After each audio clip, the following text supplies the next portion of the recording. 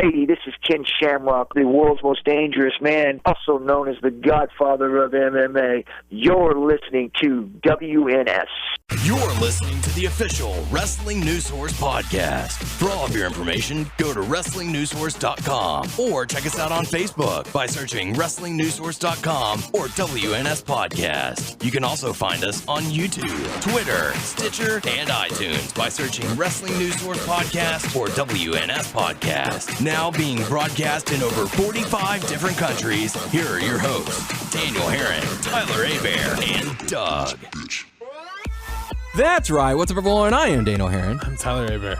I'm Doug. And we welcome you to episode 217 of the official podcast for WrestlingNewsSource.com. For all of your information, go to WrestlingNewsSource.com. Check us out on Facebook, WrestlingNewsSource.com. You can find us on Facebook, WNS Podcast, on YouTube, WNS Video, and on iTunes, Wrestling News Source Podcast. We're also on the Stitcher, Player.fm, and Beyond Pod. Just search Wrestling News Source Podcast to find us. Yeah. Oh, follow us on Twitter at WNS Podcast. You can follow Daniel at WNS_Daniel. Tyler's at Tyler_Hebert. Even though he doesn't tweet anymore, he hates the Twitter. He hates all of his followers too, which is why he never tweets any of them. You probably have like 57 notifications. And Yeah, once I log into it. Yeah. Yeah. 217 episodes. I tried to do the math. I may have fucked this up. This may be shoddy math on my part, but we've wasted over 2 full weeks of our life. No, we haven't. We haven't just wasted. under. We haven't wasted. We have dedicated. Well, I timed it at like at 1.5 hours because I thought that was a good like average. Yeah, right? that's about right. Did I do that right? Did I check my math? Let's see. 217 times 90 for 90 minutes. Oh yeah, we could have Hour done and a that. half. I did times 1.5. Yeah. That doesn't make any sense. So You do the fucking math. 217 times 90 minutes. That's 19,530 minutes. Yeah, I didn't do the math right. Divided by 60 minutes, which is 325 and a half hours. I got to 325 and a half hours. Yeah. So divide that by 24 and see how many days we get. Divided by 24. That's 13.5. 13.5. I did it right. Yeah. Okay. And growing. So working on that full second week for you all. So if you ever go on vacation for like 2 straight weeks and you've got absolutely nothing to do, you can go back and listen to every single episode of the WNS podcast, and we got you covered. So although a lot of our jokes might be outdated. A first-time listener is going to come in on this conversation. Is going to be like, I'm not even giving these fucks 14 seconds. I'm out of here. Done. This time has been enough. So, so welcome to the show. Got a lot to talk about. Going to dive into some feedback, talk about Raw. Got an awesome interview with Ken Shamrock. You don't want to miss that one. Also going to talk about Total Divas, Q&A, and more. Tyler, how you doing?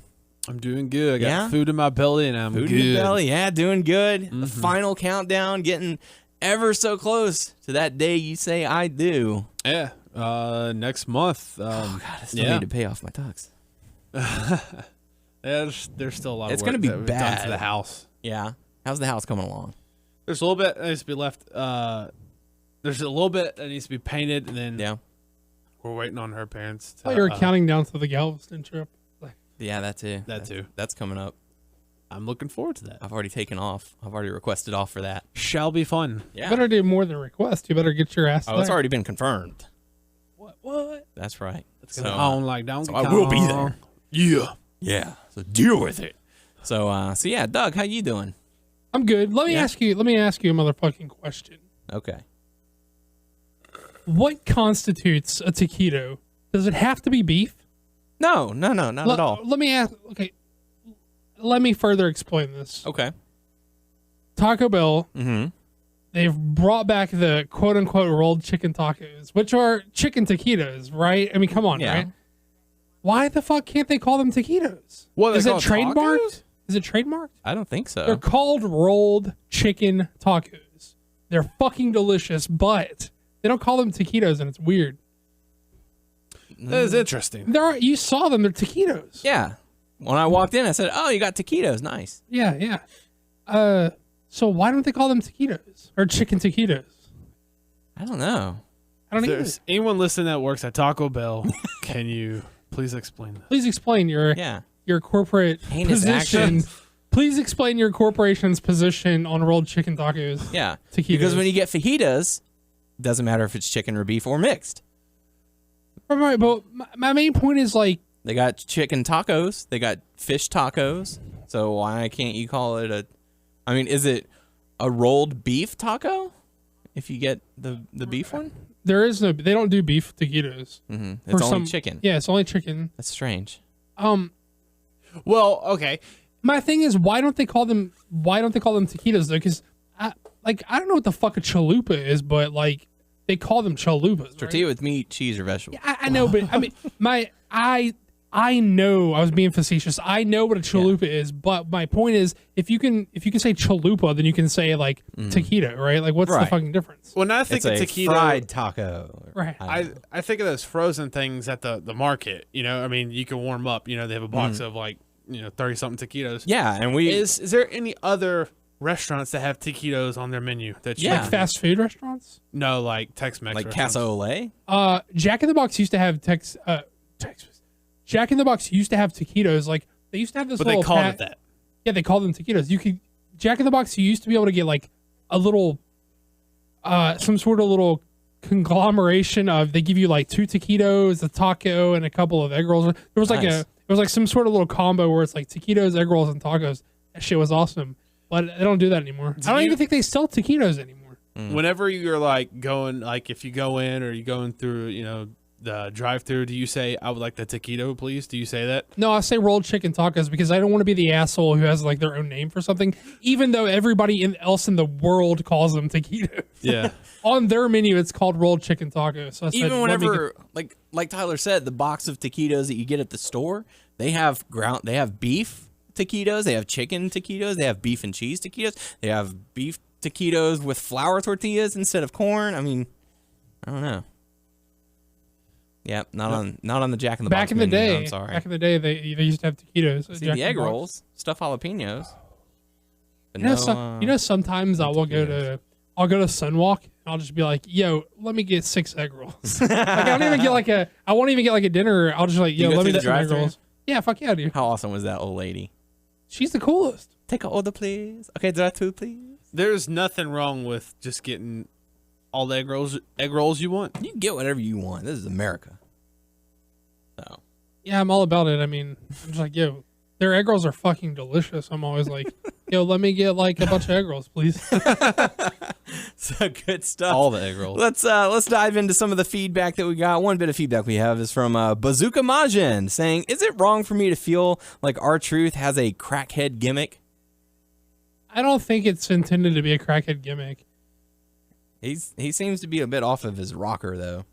Not necessarily. He's been goofy in the past. Oh, yeah. It's nothing new to me. I mean, I think it's funny. I guess we could have saved that for the Q&A, but that's okay. I mean, I don't think it's specifically designed as a crackhead or whatever. It's just very unusual. So, but thanks for the feedback. Last bit of feedback we have is from Victor. Victor. Guess it's been a while out of practice. Yeah, sorry. Victor says, thanks for another episode, guys. I honestly think Raw is what set you guys back. I don't even care enough to catch it. Good stuff on the radio, too. And yes, Total Dog is a good one to end on. Sweet. Yeah. Thanks, Victor. Yeah, and thanks for listening to the radio show. For those of you who are not aware, we do have a radio show now that you can listen to on sportsradiobeaumont.com, or you can download the Sports Radio Beaumont app on your smartphone and listen to it Thursdays. We will make sure to post on our Facebook page whenever the show is coming up. So if you happen to be or if you live in Beaumont, then you can just turn on the radio. Yeah, turn on the radio. It's the simple way. So yeah. So thank you, Victor. You fucking sweetheart. I appreciate you listening to the radio. Yeah. Oh man. So good stuff. So let's dive on into Raw. 1 week closer to WrestleMania. I believe it was like 20 days away from WrestleMania. So it's getting ever closer. It still, to me, does not have that big feel, that big buzz. But we kick things off with Orton, Rollins, Big Show, Kane, and J&J Security doing their best to burn through some time in the 3-hour Raw and cut up with one another. Orton saying, oh, I could come out and saying, oh, you're whining and moaning, Big Show, and Kane, you're just a guy who goes and gets a cup of coffee, and Rollins, I could just RKO RKO you and beat the hell out of you, and I don't know. Make you my bitch. Make you my bitch. That's right. So, anything to really take away from this opening? No, it's just a continuation of, hey, I'm still messing with you, but hey, I'm on your side. Yeah, foreshadowing what was to come later that night. Anything from you, Doug? I don't know if the intent was to try and show not further doubt, because there hasn't been any doubt, but I don't know if there was this was an attempt to plant some doubt as if it was ever actually going to happen, which we all knew it was. Sort of like, hey, we know everyone's talking about Randy's just here until he gets an opportunity to turn on us. Epic foreshadowing. Yeah, but I mean, I don't know if that was their way of being like pump faking us, you know? Like, I don't know. Yeah. I don't think that it was. I mean, I don't think it was very effective, because even then I was just like, well, I mean, I don't know when they're going to do it, but it still feels like it's coming. So I don't know. And it feels like I saw one commenter say that through what they're doing, it's making Big Show, Kane, and Rollins look like idiots because they're not seeing what the crowd is seeing. I mean, obviously, you know, the crowd is in on it or whatever, that it's going to be happening. Even Jamie Noble was like, I don't trust this guy. I don't, you know, he was trying to be the voice of reason, but Rollins was, no, it's okay. We totally trust him. So it's like, at what point is it, okay, they just don't see it, or, okay, they're blatantly being made to look like fools here? Well, I may be mistaken because I've had a fairly busy week, and it's been a while since I've seen last week's Raw or Smack. I mean, we're fresh off of Raw last night, but previous to this, I don't recall any specific situations where Orton says, I'm just around waiting to catch these fuckers off guard, and then I'm going to turn on them. I might be mistaken about that, but if he hasn't explicitly stated it or hinted at it, then just because you are in tuned enough to pro wrestling to know that it's coming doesn't mean that the characters are idiots for not seeing it coming, unless they say it on TV and then then they're expecting you to believe that they didn't see the same thing that you saw on TV. That's a different story. If they if he didn't explicitly state it, or if he didn't explicitly, well, I guess you can't explicitly hint, but if he didn't hint at it, then I mean, just because you know it's coming doesn't mean they're idiots, you know. Orton did do something explicit later on that night. So. Sure, but I mean, preview up until this point, right? If he didn't explicitly, I was talking about the the little finger salutes to Rollins. So, but yeah, I mean, it's a different kind of. Yes, very different. So, the first matchup we got to see, Daniel Bryan going up against Bad News Barrett. R-Truth was on commentary during this one, and you know, the commentary was not focused on the match at all. They were talking with R-Truth. They're focused on R-Truth whenever he's on there, and they're like pretty talking much about potatoes and what's in the satch or the sack or whatever it was.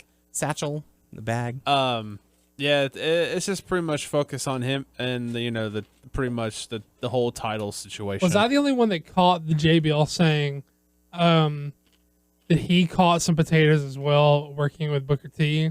And then Booker T said, I can't lie on that one or whatever. Like, I think I may have, like, because it just registered, like, I heard it, and then I was like, did I just hear that? Because it was like the second, like, and this is the first time they did another one later in the night, but it was like one of two little sort of like nudge sort of inside jokes on commentary that night. And I was like, wait, did he just say that, like, Booker T would potato him? And then Booker T was like, yeah, I did. And then, but I couldn't remember. I may have heard it wrong. He said something about catching some potatoes from somebody, JBL that is, or he was potatoing. and then Booker T immediately confirmed or whatever. So I didn't catch that. That's hilarious. Well, they played it off of the R-Truth stuff, but it was, if you're paying attention, which I kind of was, but I've kind of gotten to the point where I just tune out the commentary for the most part. I mean, with good reason. They're usually really bad, and they were still really bad in this segment. I just happened to catch that. Mm-hmm. But yeah, the action was okay. Daniel Bryan ended up getting the victory. The victory kind of just came out of nowhere, with Daniel Bryan like rebounding off the turnbuckle and into the running knee and getting the cover. I felt like they did that quite frequently during the matches on Raw. Like the matches just sort of ended. There wasn't like a big build to the finish. It just sort of happened. But yeah, I mean, well, it wasn't much of a match. in the sense that it didn't go terribly long, and for portions of the match, they were cutting to commentary, talking, like actively showing our truth, which definitely draws away from the match. Yeah. But I felt Brian was like doing some different stuff in this match he doesn't do all the time. He had like the double underhook suplex that he pulled out, and then the all like between the legs and like giving him the mule kick on the other side thing. Nothing. It wasn't enough to make this great or even good for that matter. But they weren't given a lot of time. They went to commercial during the match, so what can you really do with what you're given? Yeah, I mean, I don't know. To me, it's just lazy storytelling because they're like, hey, we're not telling any stories with any of these guys. We're just going to put them all in one match and expect that to be the story. I mean, what is that, like 7 guys in the same match that they are just too lazy to come up with stories for these guys? Well, they haven't officially announced Daniel Bryan in the match. Which... If we're to believe everyone they've shown is involved, we got Bryan, Cody, Harper, Truth, Ziggler, Barrett. Who else? That's 6 right there. You say Ambrose? Stardust. Ambrose, you're right. I said Cody. I meant Stardust. Yeah, that's 7 right there if you count Ambrose. So if we're to believe, if we're to believe everyone who has been playing games with the belt, taking part in that whole thing, if we're to believe every one of those guys is going to be involved, which they've shown the majority of those guys on the image with a little silhouetted out person. So I expect at least 6, probably all 7 of them. Maybe I don't know. 8. I think if they bring back Sheamus and have him, put the focus on Daniel Bryan, and Daniel Bryan says, well, I got to go after this guy, forget about the IC title. Well, even then, that's still 6 guys. Yeah. And my larger point is they're too fucking lazy to tell like stories with these guys, so they're going to lump all of them into one shitty story. She's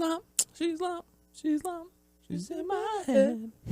So, but I know some people are arguing is like, well, at least they're putting some focus on the Intercontinental title.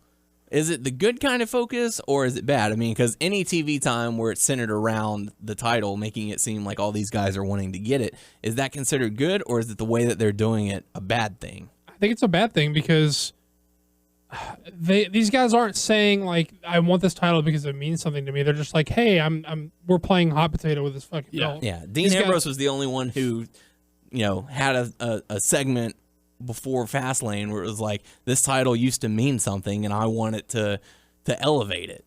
Yeah, and that was fine. Yeah.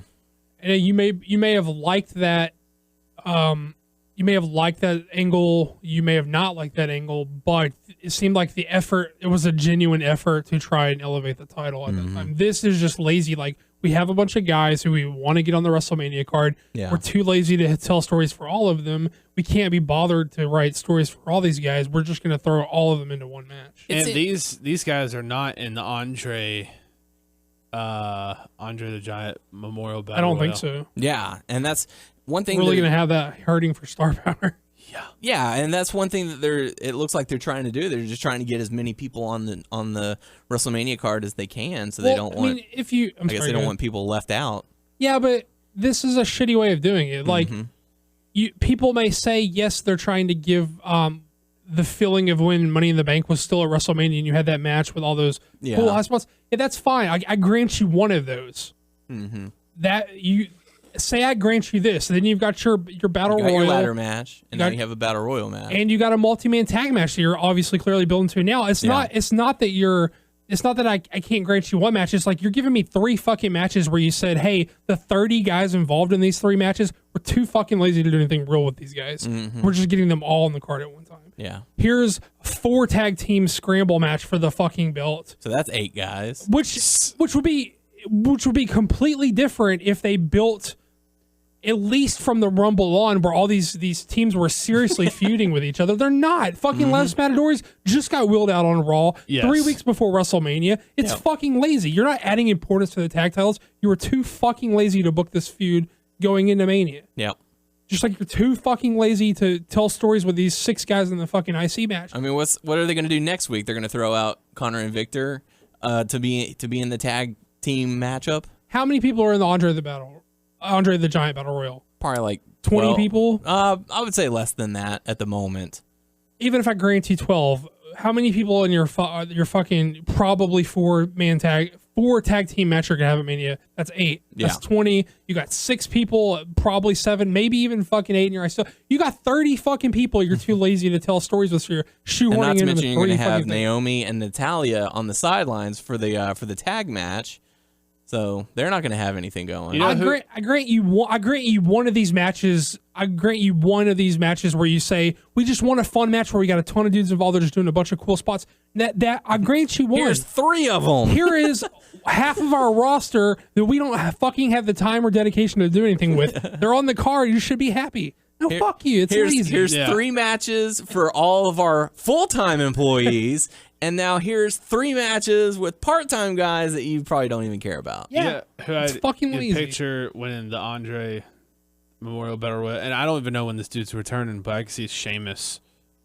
See, and that's what I'm thinking. I'm thinking Sheamus returns, feuds with Daniel Bryan into WrestleMania, so they at least have a solid matchup. Or Daniel Bryan wins in 17 seconds. And I know people are like, "Fuck this! I don't want to see Bryan and Sheamus." I'd much rather see Bryan and Sheamus have a kick-ass match than whatever bullshit they're gonna do with him right now. Yeah, these guys had nothing. They were overshadowed by being on the same card as the initial Lesnar Cena match, which was fucking fantastic. And Extreme Rules 2012. Oh yeah, that 2 they out had of that 3 2 falls. out of 3, That was 2 out of 3 awesome. falls match, which was fucking excellent. It was only overshadowed because it was on the undercard of that same pay-per-view with Cena Lesnar, which is amazing. Yeah, it's the only reason people don't talk about that as much because it's on the same card. But give me fucking Bryan and Sheamus. I know people want like Bryan and Ziggler. Fuck that. Give me Bryan and Sheamus. Give me Bryan and Sheamus over Bryan being in this IC title match. I'll take that any day because I know they can deliver a good match. But all this bullshit is just like lazy. Like I grant you one of these multi-man matches where you're like, we just want a fun spot fest. But this is 3 matches where you can explicitly point to they're just too lazy to do anything interesting with all these guys. Yeah. I think I don't know how many they have planned to be in the Battle Royal, but if you've got 8 guys in a tag match, if you've got 6 guys in a ladder match, you're vastly shortening your roster. So I'm thinking maybe like a 20-man over the top Royal, and maybe they may even toss in a couple NXT guys. I mean, we're just guessing about the multi-man tag match, but it seems like that's where they're hinting at heavily. It looks like that's where they're building, yeah. But I mean, other than that, those 3 matches, then you've got Cena and Rusev, you got Triple H and Sting, and you've got Lesnar and Reigns. And how many matches is that total? That would be 6. Oh yeah, and Bray and Taker, so that'd be 7. 7 matches total. Yeah, and if you added Bryan and Sheamus, that'd be 8. We count the Divas match. Oh yeah, that would be 9. That's about right. Yeah. They're gonna let that. Some of this shit's they're gonna let breathe. They're gonna have like some probably musical performance or something. Oh God. I mean, I'd imagine. Have fun with that. In not San necessarily, but I mean, not for sure. But they always do something entertainment, backstage skit or something like they did. 30 was really solid for me. I mean, yeah, they opened up with that an opening segment with Hogan and Austin and Rock, but that was actually pretty cool. But they didn't have too much filler. Give me that type of segment over. Give me those moments. Yeah, I mean, give me Hogan and The Rock and Stone Cold at the anniversary like of Mania over like some musical performance or some. If you're gonna give me some sort of filler, give me that type of filler. Yeah, you know what I mean. Mm-hmm. But I don't know. I'm not feeling the buzz. I guess it's due to the lack of Undertaker, Sting, and Lesnar. 3 guys who are in the top tier matches for Mania are hardly even on TV or not at all. I would make less of a point about that if I felt like they were actively trying to tell stories with these other guys, but we just ran down exactly how it's blatantly obvious that they're not trying to tell stories with the other guys. Yep. They've spent an entire year to build to what? So, anyways, Daniel Bryan ends up getting the victory over Bad News Barrett, which brings out the next matchup, Dean Ambrose going up against Stardust, another short matchup with an abrupt ending. R-Truth was still on commentary, but Dean Ambrose ended up getting the victory, and then there was an all-out brawl between Ambrose and Barrett and Harper, and Stardust and Daniel Bryan. Everyone's going at it. Bryan had to sell Barrett's elbow twice. He got knocked out once. He came back after the match and got knocked out again. Yeah. How the mighty have fallen. Well, they just all lined up in the train to do like finishers on each other. It was finisher. So, but yeah, and during that, R-Truth stole the title. Barrett went to grab it, but he grabbed the wrong bag, and which that was to me that was unbelievable. You could feel the weight difference. Yeah, but I know they're just playing along. Mm-hmm. But what can you do? After that, they announced that for the WWE Hall of Fame, they're going to have a Warrior Award in honor of the Ultimate Warrior and what he talked about during his speech. I thought, as I didn't get to see it, but when you were talking, I thought the Warrior thing was, I thought it was supposed to be like, and I'm not taking away anything from Connor. I just thought I got this information wrong, that it was supposed to be like people who worked. They're supposed behind to the scenes. Yeah. Yeah. And I'm sure it will be at one point or another, just sort of a special recognition. But I think because Connor really, yeah, with the story of the story of Connor, it's so touching. Very much so. And they've done so much with it. I feel that it's justifiable to do it. Very much. So yeah, look, we on this very show, we've made a lot of fuss. Well, not a lot of fuss, but we've made it well known our feelings on the WWE Hall of Fame and what it stands for, or the lack thereof what it stands for. But whenever I look online and I see people say like, "Why is this kid getting in the WWE Hall of Fame before and Chris Benoit will never be in the Hall of Fame?" Let me tell you one fucking thing. If you got a problem with Connor the Crusher going to the WWE Hall of Fame, you can fuck right off. You're a piece of shit. Point blank. Wow. I don't care who's offended by that. I don't care who likes that. If you have the nerve to say something like, "How is Connor the Crusher going to go to the Hall of Fame when we can't get Chris Benoit in the Hall of Fame?" Wow. Because one was a child who died of brain cancer, and one was a murderer of a fucking child. Period. Very true. Wow. Wow. But like the Warrior Award, it's not even an induction in the Hall of Fame. Is sort of a side honor. It's like special recognition, but it's during the Hall of Fame ceremony. So yeah. Well, I didn't read nothing online about people. Oh yeah. I'm glad I did because that would piss me the fuck off. Smarky assholes are gonna say shit like that. Wow. They should feel bad for themselves for saying that stupid ass shit. Whoever says that, I'm not sorry. If you say that, you're ignorant. You're very ignorant. So, but yeah, Connor the Crusher going to be the first recipient of the Warrior Award. But like you said, Tyler, it was originally the way that Ultimate Warrior had, played it up was sort of recognition of those backstage that you never know of. I have no problem with that. That's why I was just trying to clarify with you, because I thought they cut the thing. Remember how they played the little speech? Right. People deserve it. And I thought that was supposed to be for that, but yeah, I mean that take it what you will. Like I said, maybe next year they'll do something like that. Maybe Jim Johnson, the guy who composed so many classic WWE themes, like he could be a recipient of it, or just special people who have come in the lives of the WWE. So I got no problem with this. Yeah. And if you have a problem with it, like, you're an awful, terrible person. Yep. So going back into Raw, we got to see Paul Heyman come out, and they showed a vignette for Roman Reigns talking about Paul Heyman and Brock Lesnar, and he retorted and then brought out Brock Lesnar and delivered just an insane promo. I mean, I was blown away by it. Like, I know that Heyman is known for cutting very good promos, but for me, this one was one of his absolute best. He was getting pissed off because the mic is constantly being turned off on him, and I think that just added fuel to his fire. Like what he said, heck, for the summer, I guess, or I don't know how he said. Lesnar's gonna be spending the summer unifying the WWE and UFC championship. Like, that was a good jab because everyone's talking about what he's gonna be doing. What is he gonna do? So mess with people. Yeah. So I mean, Doug, what do you think about this? I'm not quite as high on it as you guys. It was great delivery, and I liked a lot of the content that he used. I liked invoking the Montreal Screwjob.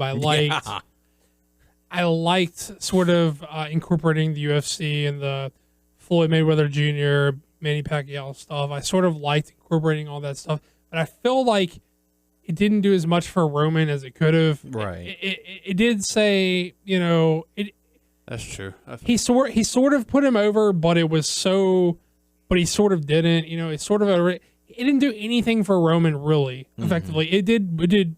Of course, it made Brock look awesome. Of course, it made Heyman look awesome. They always make themselves look awesome.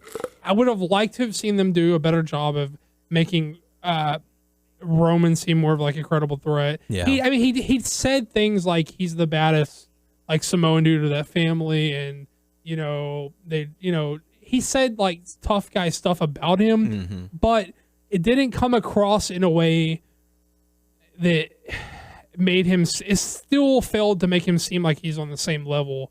I think the only way we're going to see that is from, if we see Lesnar and Reigns sort of brawl out leading up to WrestleMania. Like, have there a reason for Lesnar to be like, okay, well, maybe I should be on my guard against this guy. Well, I mean, my larger point is that Heyman is good enough to make Brock look like $1 million and also can at the same time make Roman look like as good. You know what I mean? Yeah. I feel like he's good enough to do that. And I know people love this, and I'm not knocking it. I didn't love it to the extent of everyone else. And he sort of took a big steamy shit on the Wyatt Taker match. He was sort of like, yeah, he basically buried the fucking match. He pretty much did. Yeah, he buried the match. Like, he beat the Undertaker so bad that Bray Wyatt's having to resurrect him. Yeah, I mean, it wasn't so much as what he said as how dismissive he was of it. Mm-hmm. And I know that they have history because he conquered the streak. Yeah, I've been hearing him say that all year. But did you know that his client Brock Lesnar conquered the Undertaker's undefeated streak at WrestleMania? Did. Oh, okay. Just making sure. Yeah, man. Not everybody knows. Yeah, I mean, I've already said, and guess what? I'm going to say it every week until WrestleMania is here. I don't believe in Roman Reigns. Yeah. When it comes to for this match, there's nothing believable that this. How can I put it? The match between them, I don't think it's gonna be that great. Yeah. Maybe on one part, Brock, but I don't think, for Roman it's gonna be that great. Mm-hmm. And I don't think in 3 weeks? Less than 3 weeks now. Less than 3 weeks, anything's gonna change. let me ask you this. Do you guys feel that because they went out there and acknowledged in character on camera, they acknowledged the UFC rumors that are rampant these days, do you think that lends itself, or not lends, but do you feel like that sways you to feel like they've either re-signed him or have a good chance of re-signing him? Or do you feel it's just like the Roman thing where it's just like addressing what everyone's talking about and working into the story? Do you think they are more likely to ignore it if they don't have him or aren't close to getting him? Or do you think, it's just a clever way of working? I kind of feel like they would ignore it if they didn't have him. I mean, does it make sense what I'm asking you? Yeah. Like, do you think because they acknowledged it that they're likely to get him back or have already gotten him back? Why would they say stuff if they didn't re-sign him? Because everyone else is saying it, so they might as well use it. And they even brought up the fact of, in case the Authority tries to take this title from him by sending Seth Rollins out there to try and cash in, we're going to stop that too. But also, it's like, you don't know these days. Yeah, you can't predict it. I mean you really don't know. That's why I'm asking you guys. Yeah. Just do you have a feeling one way or the other? Do you feel like it's? I feel like they signed it. I feel like they've blurred the line so much that it's really hard to tell. I feel like the only way we're going to know is by seeing the outcome of the match itself. I mean, we're not giving our official predictions right now. That'll come for a later show. But I feel like if they I picked Brock Lesnar. No, if they resign Lesnar, I see him dropping the title to Reigns, and maybe Paul Heyman has a hand in doing that, because Reigns could use the mouthpiece. So if they were to team him up with Paul Heyman, that would be one of the best things going for him. That would solidify him as a big heel, because let's face it, Lesnar and Heyman are over. They're getting cheers from the crowd. So, but that necessarily doesn't mean that it could be a success with Heyman. See, I don't think the finish of that match indicates whether he's gone or not. I don't think we know until Raw, because I don't think whether he's staying or he's going, I don't think he can walk out of WrestleMania with the title because it presents too many problems for either side of the story. Either one, he's gone, his last commitment is on Raw, and then he's gone, he's going to go fight for Bellator, or he's going to fight for the UFC, he's going to fight for whoever's going to give him the most fucking money. And that's his prerogative, and that's good for him. But if you can't let him walk out of Mania with the belt on the hopes that he's going to do the job on Raw the next day. So if he's gone, he loses the title at WrestleMania.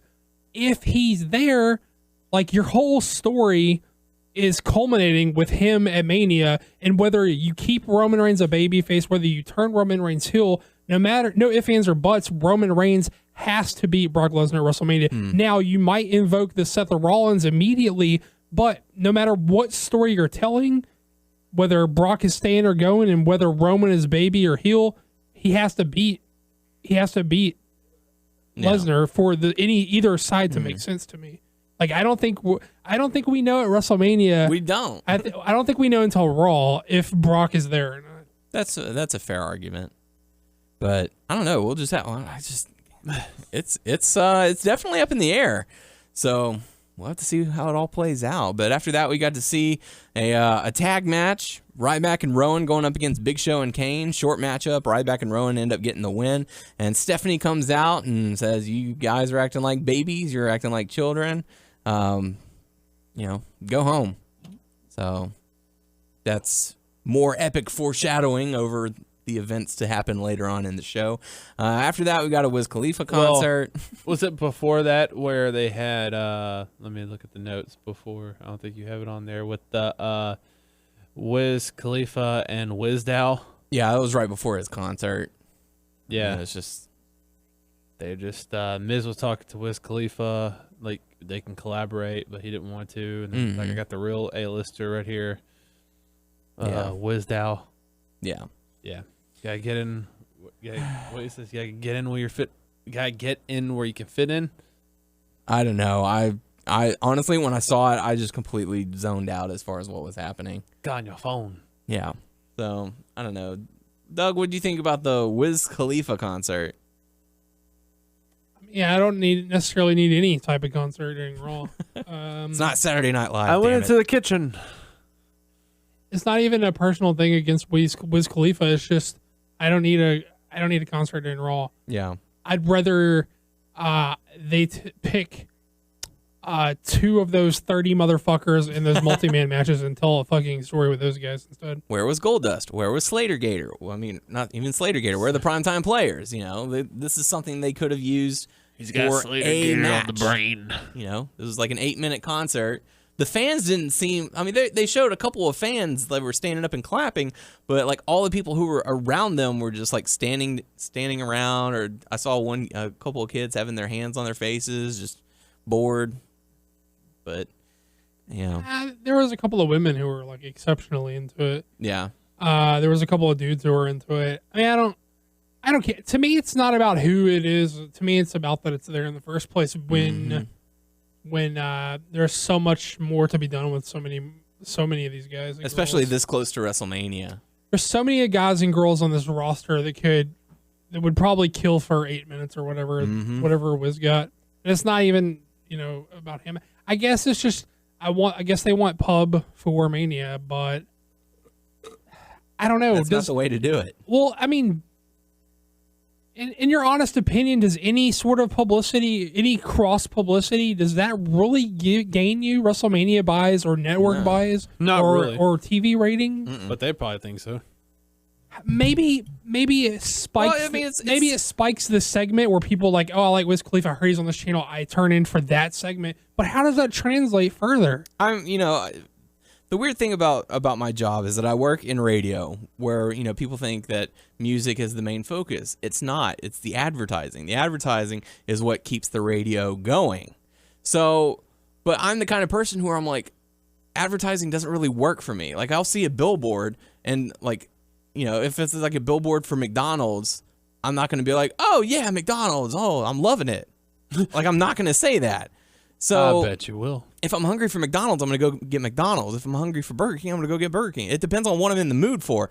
So, I mean, does advertising work for you? Like, if you see a billboard, does what's on the billboard, get you, to call them and say, I'm going to give you my business?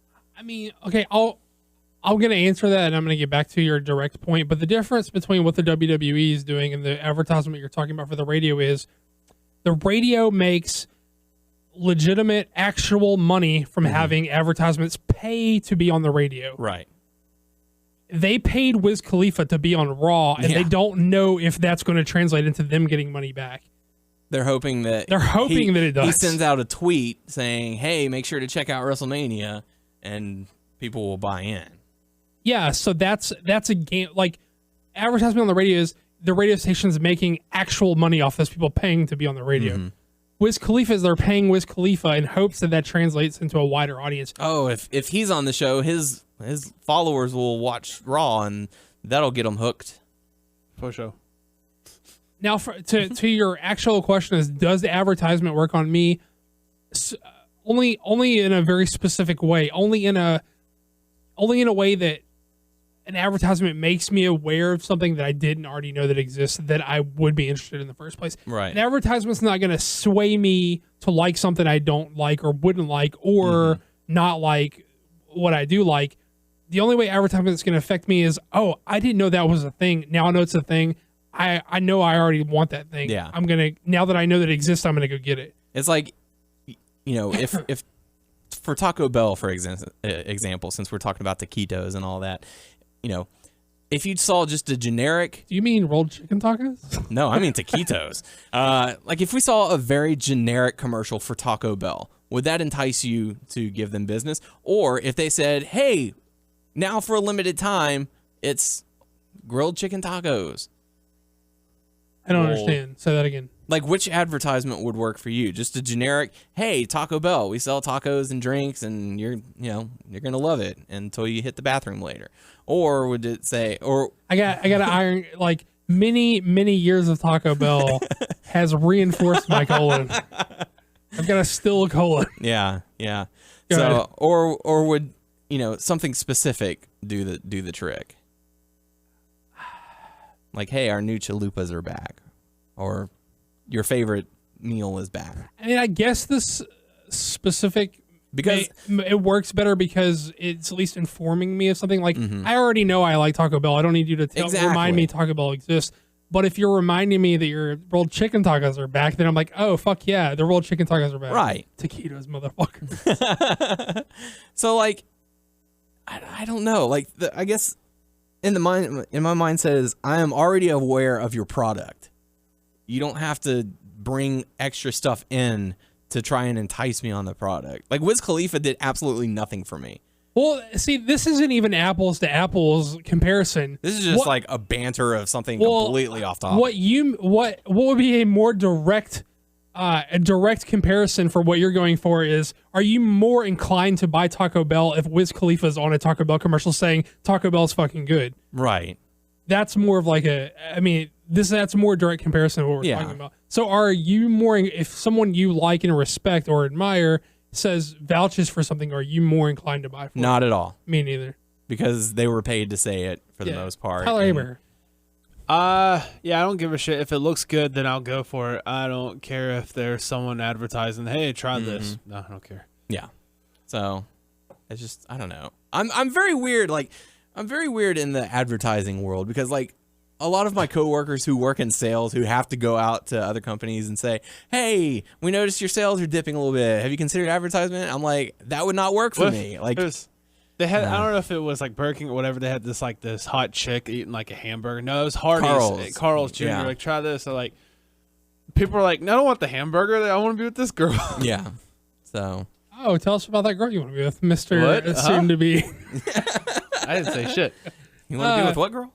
Furthermore, I want to be with that hamburger. if for some reason Wiz Khalifa and Taco Bell hook up, our cut is 15%, motherfuckers. That's 5% for each of us. Yes. Boom. Boom. So so next up on Raw, we've just been like on some tangents tonight. Next up we got to see AJ defeat Summer Rae. I gotta pee. You guys hold it down. Okay. I mean, not hold the noise down, but like hold the fort down. You know what I mean? Or not hold your junk down. P.O.P. Hold it down. Yeah, so AJ defeats Summer Rae. Very short matchup. Anything to really take away from it, Tyler? Yeah, stinker. I just didn't really care for it. Yeah. Very short matchup, and they had a commercial break in between it, so, I mean, what can you do? After that, we got to see a Sting promo. This I did not like at all, because it was stupid. Like, what the fuck? Because I was like, oh, yeah, Sting's going to talk. He's going to come out. Finally. They edited his voice. Yeah. I'm like, what the fuck? They altered his voice in some, and they made it slower or deeper. Or Why? I have no, to make it more mysterious, I guess. Oh my gosh! Like they're like just doing Undertaker shit. It's just like, oh, you're not gonna really see him until that'd be like if WrestleMania. That'd be like if I started the podcast going, "That's right," you know. And they're promoting. Oh yeah, we have Undertaker. What's up, everyone? Undertaker talk for the first time. I am Daniel Herron. You're listening to the official Wrestling News Source podcast. What the fuck is he talking like that? Yeah, it's like why? And then they were saying, oh yeah, hey, this is his first time to talk. For all of your information, This is a fucking promo. It wasn't live. thousands of years ago. I'm the ghost of futures or Christmas Futures Past. Yeah, but no, it was disappointing. It was. Because I was pumped. I was excited for him. I was like, oh, he's going to be on Raw. He's going to talk. Sweet. To be honest, I did not pay attention to what he was saying because my mind was so bugging out. It's just more over the altered voice. It's just more on why he's going to come to face Triple H. They played more on the WCW, WWE The only thing that I remember at the end was like, and when it's all said and done, game over. You know, I'm like, oh my God. What the hell? Yeah, so it's disappointing. It was very disappointing. Like, just have the dude speak. You don't have to alter it. Sting is Sting. Sting is awesome. Yeah, Sting is Sting. You know what? Since we haven't been seeing him at all, I'm going to play WWE 2K15. And they're trying to make him into this magical beast. I mean, just have him on Raw and let him fucking talk. Yep. At first, I thought it was someone else doing a promo. Just dude. Like, I thought it was their like. I thought it was like their promo guy who does the and now WWE proudly presents. But when he said something and he kind of like hollered or whatever and he kind of screeched, you can hear his regular voice. But, but why? It's different or whatever. But I don't know their reason of keeping him like that. But hey, every week with TNA, he was on there pretty much every week. Just have him. Hell, he could just do like... if you got the WWE Network, you can go back and watch his matches and his promos, and it's not like he... Yeah, just to have him on Raw and, talk and stuff, and like... I don't know. Y'all know what I was thinking about while I was peeing? Chicken tacos. Well, no. The Wiz Khalifa thing, he was on the soundtrack for 2K15 with that Cena song, and he's wearing a Cena shirt. So was he there to sell the Cena as the coolness? By the way, that really wasn't on 2K15. Yeah. He was supposed to. Well, it was supposed to, but it was not on there. Which, have they ever given an explanation for that? Nope. That's stupid. So, I don't know. But, Doug, what are your thoughts on this altered Sting voice that they used for the promo? It was weird. I was like, that doesn't sound like Sting. Very weird. I was like, it doesn't sound like Sting. Yeah. It was so strange. I don't know why they did that. But, whatever. More importantly, do you feel like he added to the story, like in the sense that he made like his intentions came across and made sense? No. Well, it's like I told Tyler, whenever I heard his voice, are you about to give me the... my mind was completely focused on the altered voice as opposed to the message itself. So I have no idea what he said except for the end when he said game over. Yeah. That is it. That's all I remember. So fair enough. I thought you were going to say, well, listen back. We talked about it while you're position. If you're a true fan, you'll listen to this show. We need the downloads. Yeah, we need those extra hits. So after that, we got to see Rusev going up against Curtis Axel, who apparently is still in the Royal Rumble match. Before that, Cena talked to him in the back. Yeah, say something about America. Say something. So, whatever. Before the match even gets started, Rusev attacks Curtis Axel, defeats him, and then Did Cena say something, I'm giving up on you? he's never giving up. Never gonna. Never gonna give. And then I'm still not behind the Axel Mania. Then they had like the screens, like how long he's been in the Axel Mania.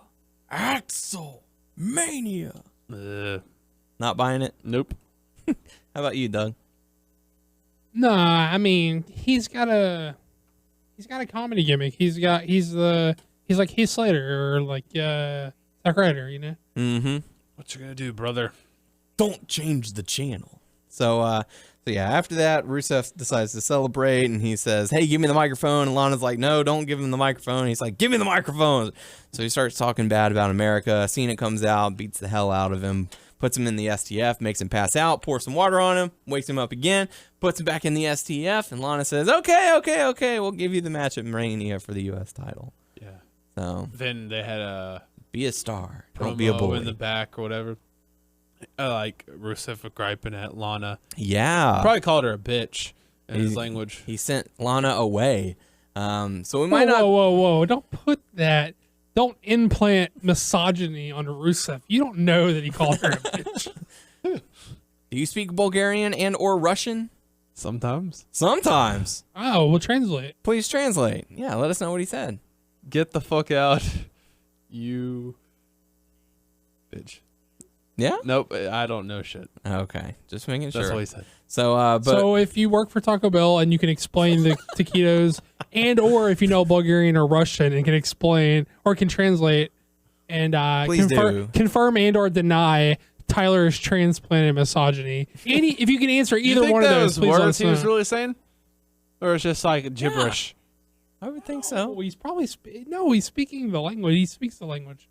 He probably just. So what needs to translate? Do you ever watch Japanese wrestling when the American dudes are talking or cutting a promo? They're saying real shit in English. They're just like slowing it down and speaking more plainly. I'm going to beat you. Fuckhead. No. So, well, the Bullet Club guys were like really going to town with the cursing stuff, but they told them to tone it down because they're trying to push more internationally their presence. So they're like, hey, Bullet Club guys, quit saying fuck so much. I mean, if they don't, the Japanese that don't speak English don't know that they're cursing, but I think Gato and Jada are the booking team. They're like, hey, you guys don't cuss so fucking much. That's funny. So, but yeah, backstage, Rusev does send Lana away. So it looks like we might see them splitting up here soon. And it's being said that Lana is actually going to be filming a movie with Edge. So, interesting. Yeah. So hopefully he didn't hook up with her or something. I think Beth Phoenix would be pissed. I think that I think Lana and Rusev are a legitimate couple. They bought that house together. They just bought a house together, Rusev and Lana, and yeah, Edge is dating or whatever with Beth Phoenix. They got a kid together. I listened Really? to Yeah. You didn't know that? I did not. Oh yeah. You listened to what? forgot what I was gonna say. Oh. I was stopped what I was saying to listen to what you guys were saying. I was like, and then I spaced out. Sorry. I was laughing at my coworker. Edge and Beth Phoenix have a kid together. Wow. Lucky man. He was saying that him and his son watch wrestling, and that I guess one of the times she had her hair down. He was like, "Oh, she looks Lana? good." Yeah, he's his son. Like, I don't know how old his son is, but he's like, "Hey, doesn't she look good?" I guess his son didn't really say anything. So I guess they didn't go to the WWE house show. I told him about that. If she had her hair down. Mm-hmm. So after that, we got to see Xavier Woods and Big E of the New Day going up against Cesaro and Tyson Kidd, and and Xavier and Big E end up getting the victory. So I can't stand that music they have.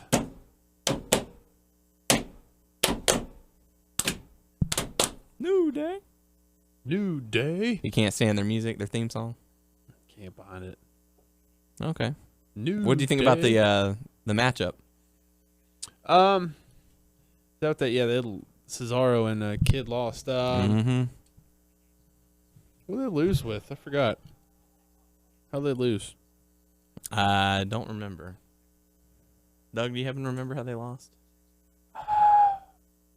Because something to do with Natalia, right? I think so. Maybe not. So I I don't know. don't think so. They just. I think I felt like they played up the Natalia thing again. Am I completely? I know they did in the misremembering? next match with Natalia going up against Naomi. Like, You know, that's another weird thing that they did this Raw is they transitioned to matches through each other. instantly. Like one part, they did it twice. They did it with the Intercontinental match. They did it with this match where they had people come down to like stand at ringside or interfere, and they're like, "Oh, you also have the next match." It's convenient that you I was wanted in to. the area, you know. Thought I'd swing by and say I hi. don't know. Like, I don't know why that they needed. I don't know why they need to beat the fucking champs. I'm not a huge Wade Barrett fan, but they've had like 6 guys beat him recently. And that's how they're establishing like the He multi-man hasn't match. won a match in like 2 months. Same thing with the tag teams. Like, you can build contenders without beating your champions. But that's not WWE booking. They like booking their champs to be weak. So whoever's a champion, unless your name is Brock Lesnar, you're going to be made to look weak. Sorry. Or John Cena. Or possibly Randy Orton. Rusev looks strong as fuck. Yeah, that's true. But I don't know. But Xavier and Big E do end up getting the victory. Man, no one's been booked better than Rusev outside of Brock Lesnar. Mm-hmm.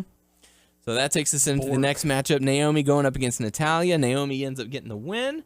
And Natalia was none too pleased with Tyson Kidd and ends up taking his tag team title, saying, I am the tag team champions. So, or I guess she's taking her half of his stuff. And so since his half is the tag team championship. One thing I did chuckled at was... prenup. Yeah. Something that you need to have, because when she leave your ass, she's going to leave with half of the tag team. Yeah. I thought I was waiting for you guys to chime in. Oh, sorry. Yeah. My bad. But Cesaro was sitting there going like, dude, go back and get your title. That's yours. But yeah. Get your shit. So Naomi ends up getting the victory. And that takes us into the next matchup. Los Matadores going up against the Usos. And Los Matadores end up getting the victory. So weird things going on here. So Well, how else are we going to get to that 4-team tag match at Mania? So we have New Day. We could just tell a really fucking awesome story with the Usos and the Masters of the WWE Universe or Brass Ring Club, whatever the fuck they're calling them. So, Yeah. I think they're just calling them Kid and Cesaro. But Yeah. we could just tell The one. cat swings or We could just tell one awesome story with them. But, and hear me out here, why don't we tell one shitty story and put twice the teams in it? Yeah. That's more bang for your buck. Yeah. And I don't mean the Young Bucks. We'll have the New Day. We'll have the New Day defeat the current champions, and then we'll have Los Matadores, who haven't been on Raw in probably 6 or 7 weeks, defeat the previous tag team champions, and so now everyone has the claim for the titles, right? Do you remember when people? The Ascension are nowhere to be found. You remember when our gimmick was the guys who were too easy on the WWE? I feel like we've done nothing but take one giant shit on WrestleMania. They've done the same to us, so They deserve it. I feel like, and it's nothing. It's not even just because of how they booked the Royal Rumble for Daniel Bryan, and Daniel Bryan's our boy, and we haven't even talked about that since it happened. We're talking about all the other stuff. Yeah, they've done so much bad here lately. It just feels effortless. Effortless, as in they're not putting in the effort to tell a story. Yeah, like this time last year, we were pumped for Mania. Pumped. What do you think is the single best story that they're telling right now? Rusev and Cena, maybe. I would be inclined to agree with that. At least on the Rusev end. I don't like what they did. To me, it didn't make sense that Cena, that Lana would like. She didn't want to see her man get hurt. Yeah, but the thing about that is he already took the ass whooping. Yeah. He's already hurt. He's already unconscious. So just let him write it out and not have to defend his belt. He already got the ass whooping. Yeah. Just wait for someone to break it up. Mm-hmm. I don't know. which of course didn't happen until after she agreed to the match. Sure. The referees certainly did take their time getting out there, and we can't be too much of a stickler. That's just pro wrestling. That's how pro wrestling works. But so remember, kids, don't be a bully. Just when you want something, beat it out of the person that you want it from. Yeah. Until they or their girlfriend agrees to your conditions. Also, John Cena, if you're gonna defend America, John Cena, I want you. Don't use bully tactics. Well, first of all, I don't really care if you defend America or not. My point is, like, don't be the asshole who's like, you can't say anything about America. Like, be the guy who's like, yeah, man, you can say, you can say what you want to say about America. Like, I don't like the. I guess I don't like the Russia USA like dynamic of the match. Where has he been the past like year where Rusev has been on this tirade about America, and all of a sudden, because he's thrown into the title picture, he's like, oh wait, I need to represent America. Like this whole time he could have come out at any point, similar to how The Rock did, just randomly on Raw and say whatever it was he did, moose knuckle, I don't know. But yes. At any point during the past year, Cena could have come out, since he's apparently so patriotic now, he could have come out and shut him up. Well, that continuity. I mean, no angle can hold up to that level of scrutiny, because you would say that about any babyface who would ever fight Rusev. Like, if he matters now, why didn't it matter? Like, And one thing that I noticed, like last week on SmackDown, they had Rusev going up against Jack Swagger. I'm like, again, like this one has been. He's proven that he can. Yeah, this one has been Swagger. beaten into the ground so badly. Like people are just not getting behind Jack Swagger anymore. Well, they dig the "We the People" stuff, but Zeb's out and he's. I don't know. The reason I give them a pass on stuff like that is that Jack Swagger can afford to do the job. Yeah. Please give me guys who can afford to lose, losing the guys who can't afford to lose. Stop giving me guys who can't afford to lose, beating each other. Mm-hmm. I much prefer that. Man, we're so negative this week. I feel bad. But we're having fun though, right? Are you having fun? I mean, yeah, but I feel like if someone like listens, let's talk about more taquitos, man. I feel like if someone's listening to this show for the first time, they're like, "Those are some negative motherfuckers. They hate everything about this." Not taquitos. Well, yeah, but there is no WWE branded taquitos yet. So, but yeah. So after that, we got to see Bray Wyatt calling out the Undertaker. I would love to get an iTunes reviews that's like, love the taquito talk, hated the wrestling talk. Taquitos, yes. Wrestling, no. This was a taquito podcast. Saw eye to eye with them on the taquito taquito talk. Not so much the wrestling talk. Change it to TNS, Taco or Taquito News Source. It's like, hey guys, welcome to this week's podcast. Guess what restaurant I tried today? They're taquitos. It's awesome. Top notch. Top notch. 10 out of 10. Taquito Tuesday. What do you like in your taquitos? Obviously chicken. Well, do you dip it in salsa? Would you prefer queso on it? Like, I'm a salsa guy. Yeah, I'm a salsa guy, but I don't think. See, I think sour cream. I think what makes a taquito is pretty strict. It's like the fried up shell, and then you got the meat. I don't think you can get too free with what else you put in there. Yeah. I always like those frozen ones, the beef ones, and I like getting Taco Bell sauce and putting it on there. There you go. That's what I'm talking about. So Bray Wyatt calls out the Undertaker. He's got the urn. The urn starts spewing out some fog. Yeah. And then lightning strikes and Bray Wyatt's chair gets caught on fire. I don't know, because like the fans were digging it, and then they realized that Undertaker wasn't coming out. Like, so fuck. Yeah, I don't know. I'm telling you, the Monday before Mania, we're gonna have Taker on Raw, we're gonna have Sting on Raw, Brock Lesnar on Raw. I'm calling it. Sting, yes. Lesnar, yes. Undertaker, no. I think it's gonna be nothing but the mind games that Undertaker plays. I'm calling it. How about you, Doug? You're asking me to call whether or not Undertaker actually appears on Raw before WrestleMania? That and what you thought about Bray Wyatt calling out the Undertaker and that whole skit. I didn't love it. I mean, for the supernaturally stuff to work for me, it's a real fine line between hokey and like Pokey. and what will work for me, you know. And I feel like it's a really hard line to walk. I don't know that they accomplished that. I don't even know that I would if I accept the Undertaker stuff just because It's the Undertaker. Because it's the Undertaker, and I've watched wrestling all my life, and the Undertaker's been in the WWE for such a big portion of my life. Like, do I accept it because of that, or because am I just giving it a pass because of all the history I have with it, or if I don't know, it just didn't work for me. And it's always that thing where it's like I'm still in the mindset like Undertaker should be done. He should retire. He should have like 21-1. That's the last we see of the Undertaker. Went out, you know. Like they say, your final match, you go out on your back, you know, and looks like we're not getting that. So, hey, are you going to take a shit? Okay, have fun.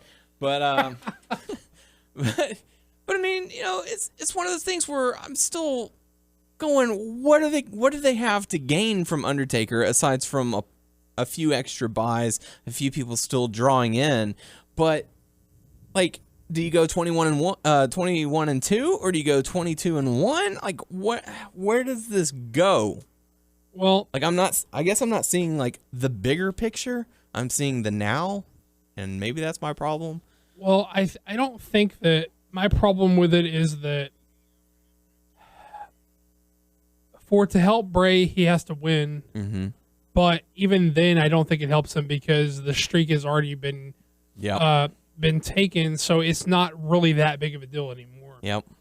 And I mean, you've been building Bray Wyatt up for several months now, and if you have him lose, he's lost all of that. And he's lost every other big feud that he's been in, so he can't afford to lose another one. But why bring Taker back just to lose again 2 in a row? Yeah, to then have a losing streak for the Undertaker at WrestleMania. So the bigger issue I have, whether other than Taker's not there to promote it, the supernatural stuff is a little too hokey sometimes for my taste. The bigger problem is it seems like a lose-lose situation. Yeah. Bray's not going to benefit in a significant way from this, and Taker's not going to benefit in a significant way from this. Here's a question. Had they gone 22-0, Undertaker defies the odds, beats Brock Lesnar. So then this year, he faces Bray Wyatt, who wants to become the new face of fear. Would the better selling point be the passing of the torch, have Bray Wyatt be the one to beat the streak? I'm a humongous Brock Lesnar fan. I feel like all the work he's done since he's been back has been top notch. I still maintain that he was the wrong guy for business to end the streak. As big of a fan as I am of him, I still think that's the wrong call. And I think it's never more evident than now, because if he leaves and you don't make Roman Reigns off this, which arguably they can't no matter what they do because he's just not over enough, you wasted that gigantic mechanism for getting someone over on him. When it could have gone to someone like Bray Wyatt, who's the up-and-comer. He could be the new face of fear. He could be the new spiritual, force in the WWE. How was that shit? Drops the kids off. Oh God! What the hell? I mean, I think Bray is still, to a certain extent, is still an unproven commodity. And a lot of people would say, well, you passed on Lesnar, but you give it to a guy like Bray Wyatt, who's unproven in a sense. It's unbelievable, but like I said, it could have been a passing of the torch type of moment where it's like, Bray's the new evil now. Well, the thing is it a better gamble to gamble on an unknown commodity who's going to benefit from it? Or is it better to gamble on giving it to an established guy and then you're rolling the dice if they can parlay that into making another guy? So what is the lesser gamble there? I don't know if there's a clear answer to that. I think Lesnar himself could have made Reigns. He didn't need the streak to do it. Sure. I mean, Lesnar's been on a tear. I mean, yeah, like they could have had him just lose and it'd be, a fluke win for the Undertaker. Like he wins by count out, or You mean Lesnar lose to Taker? Well, yes, Lesnar loses. Well, see, if you're gonna make Roman off of off of Brock Lesnar, I would have never done the Brock Lesnar Taker match. Mm-hmm. I don't think Lesnar can. I don't think Lesnar can lose that match and then still make Roman at WrestleMania. But that doesn't mean you don't do Roman and Lesnar at WrestleMania. It just means you don't do Lesnar and Taker in the previous year. Or they could have had Taker and Wyatt that year, and although that would have taken out something for Cena, but I mean, I just don't know. Wyatt is as unproven as Roman is unproven. Yeah. They're pretty equal footing in my eyes as far as show promise but have not fulfilled it. Mm-hmm. And well, like the thing is for me is we know how Bray Wyatt is on the mic. We know that he can deliver promos. We know he's fairly solid in the ring, and that can only get better, through time. Well, you would hope. Yeah, and the same could be said for Roman. His mic skills could improve over time. His in-ring work could improve over time. But I don't know. I feel like it, and we've discussed this for countless years now about the Undertaker streak. It should have gone to someone to establish themselves, as the new guy. We talked about it last year. It could have been Roman Reigns who could have been the one to beat the streak. And now we're talking about Bray Wyatt could have been the one to beat the streak so that, this could solidify their career in the WWE as opposed to Brock Lesnar, who might be going back to the UFC now. Or Bellator. Or MMA, right. Somewhere where they wouldn't care about the Undertaker streak. Well, more than not care, they would probably actively make fun of it. Yeah. But I don't know. It's a gamble either way. It's just, what do you see as a lesser gamble? I guess I don't know. It's just weird. I mean, I agree that it's it should have went to a younger guy. But the thing about that is, I think if you give it to the younger guy, you have to be sure that he is going to break out. Yeah. But I don't know, man. I feel like I could have seen them giving it to Roman, even more so than Wyatt. Even I don't know, man. It's a weird thing. Yeah. Well, I don't know. Good debate though. Always fun. Did we debate? I felt like we agree with each other a little bit. I mean, we both kind of went back and forth a little bit, so I'll call it a debate. Why not?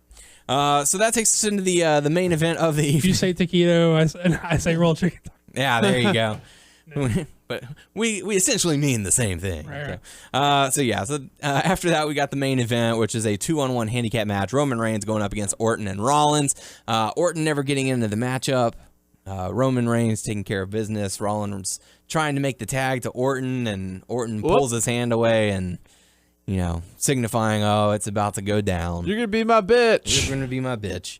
So Roman Reigns ends up getting the victory, and then Tyler's obsessed with saying the word bitch lately. he is. That's his thing. Say it again. Why? Give him an opportunity and he passes. Okay, He's so about it.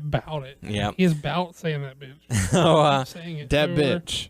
there you Wonder go. how many times he said it this episode alone. Who wants to count that? 4 or 5? Not I'll it. say 10.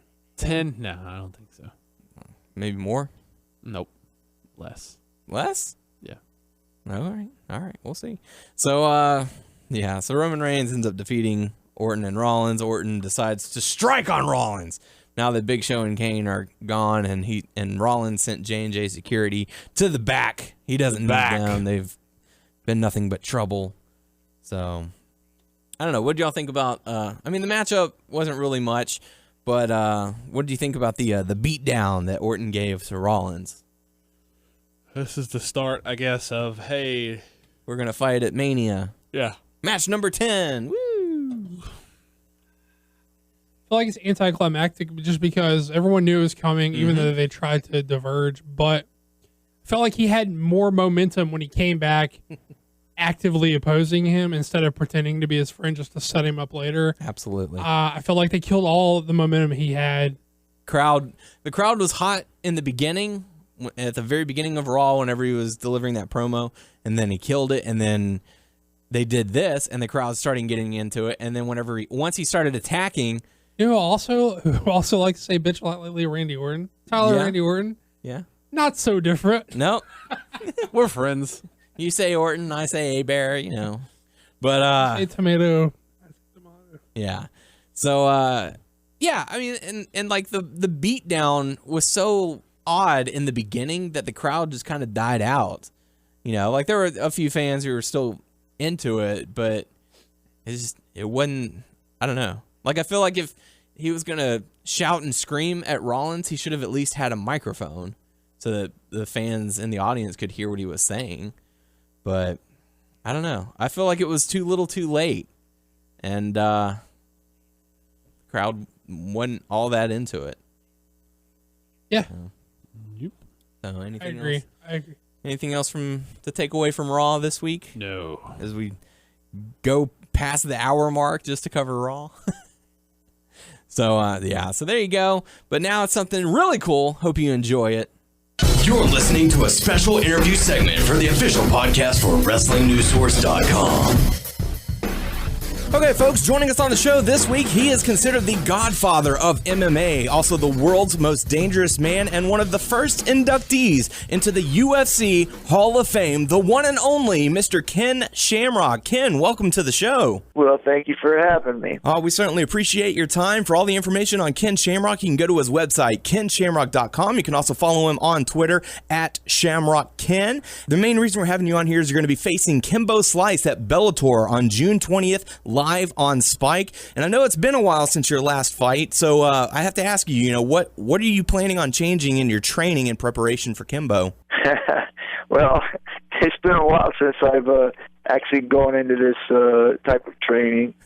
What I needed to do, and because of my knowledge of my body, that I needed more time to prepare. So this is going to be a 6-month preparation for me going into this fight.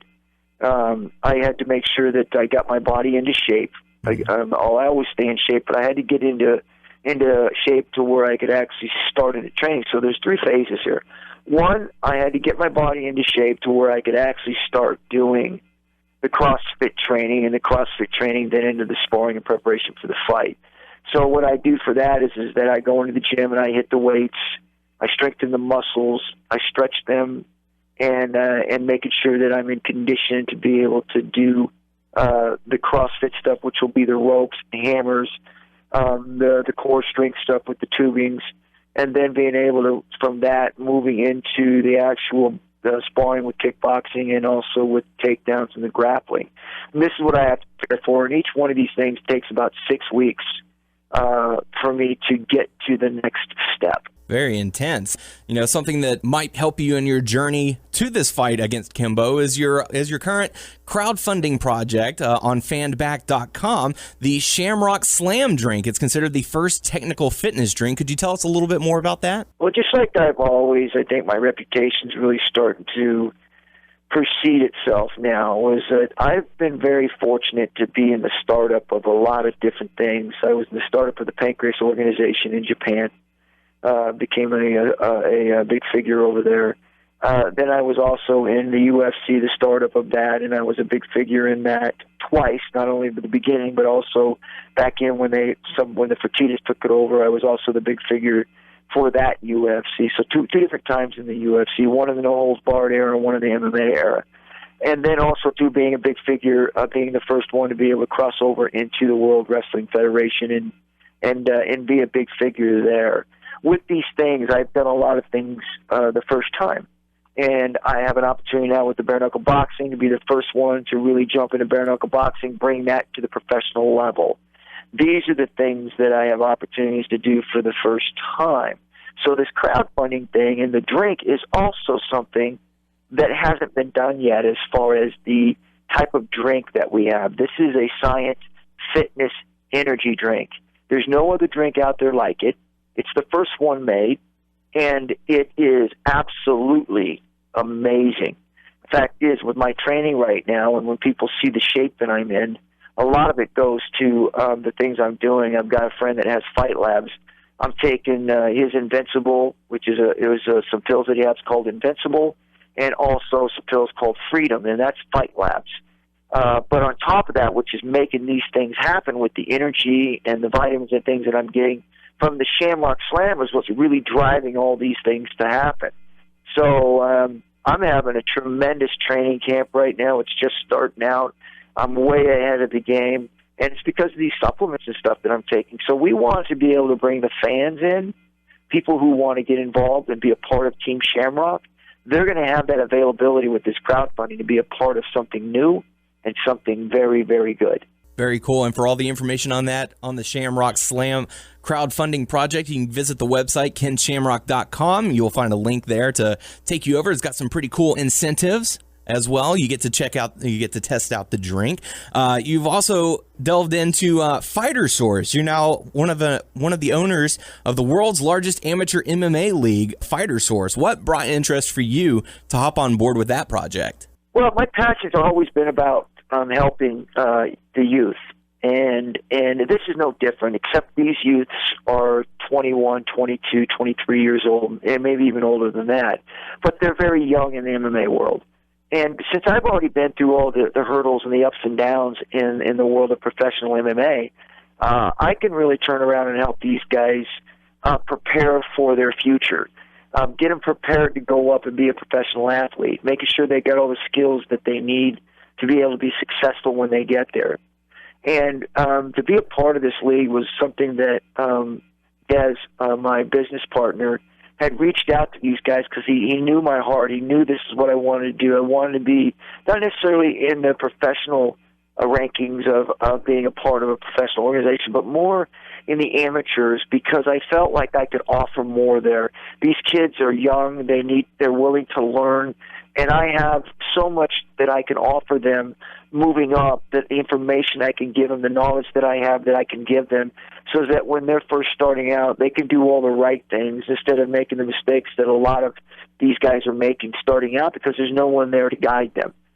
This was very important to me, and I'm very excited to be a part of this and be able to help these young MMA fighters, professional MMA, or amateur MMA fighters turn professional. So we also have a organization or a business called Pro Rage, which is an agency where we take these young MMA fighters who are just coming through the ranks. And this is part of the idea I told you about being able to help them make good decisions, making sure they're prepared going into the professional ranks.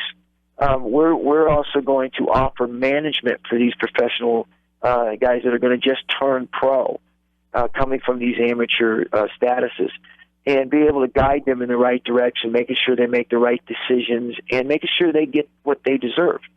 So we're very excited to be a part of Fighter Source, and also have a Pro Rage agency that will help these kids when they turn pro, making good decisions and getting what they deserve. As far as leading the younger fighters down that path, showing them the ins and outs, we are a wrestling show, so I kind of have to ask you your thoughts on CM Punk fighting in the UFC, and what advice you would give to him. Well, first of all, I would tell him, man, listen, have fun.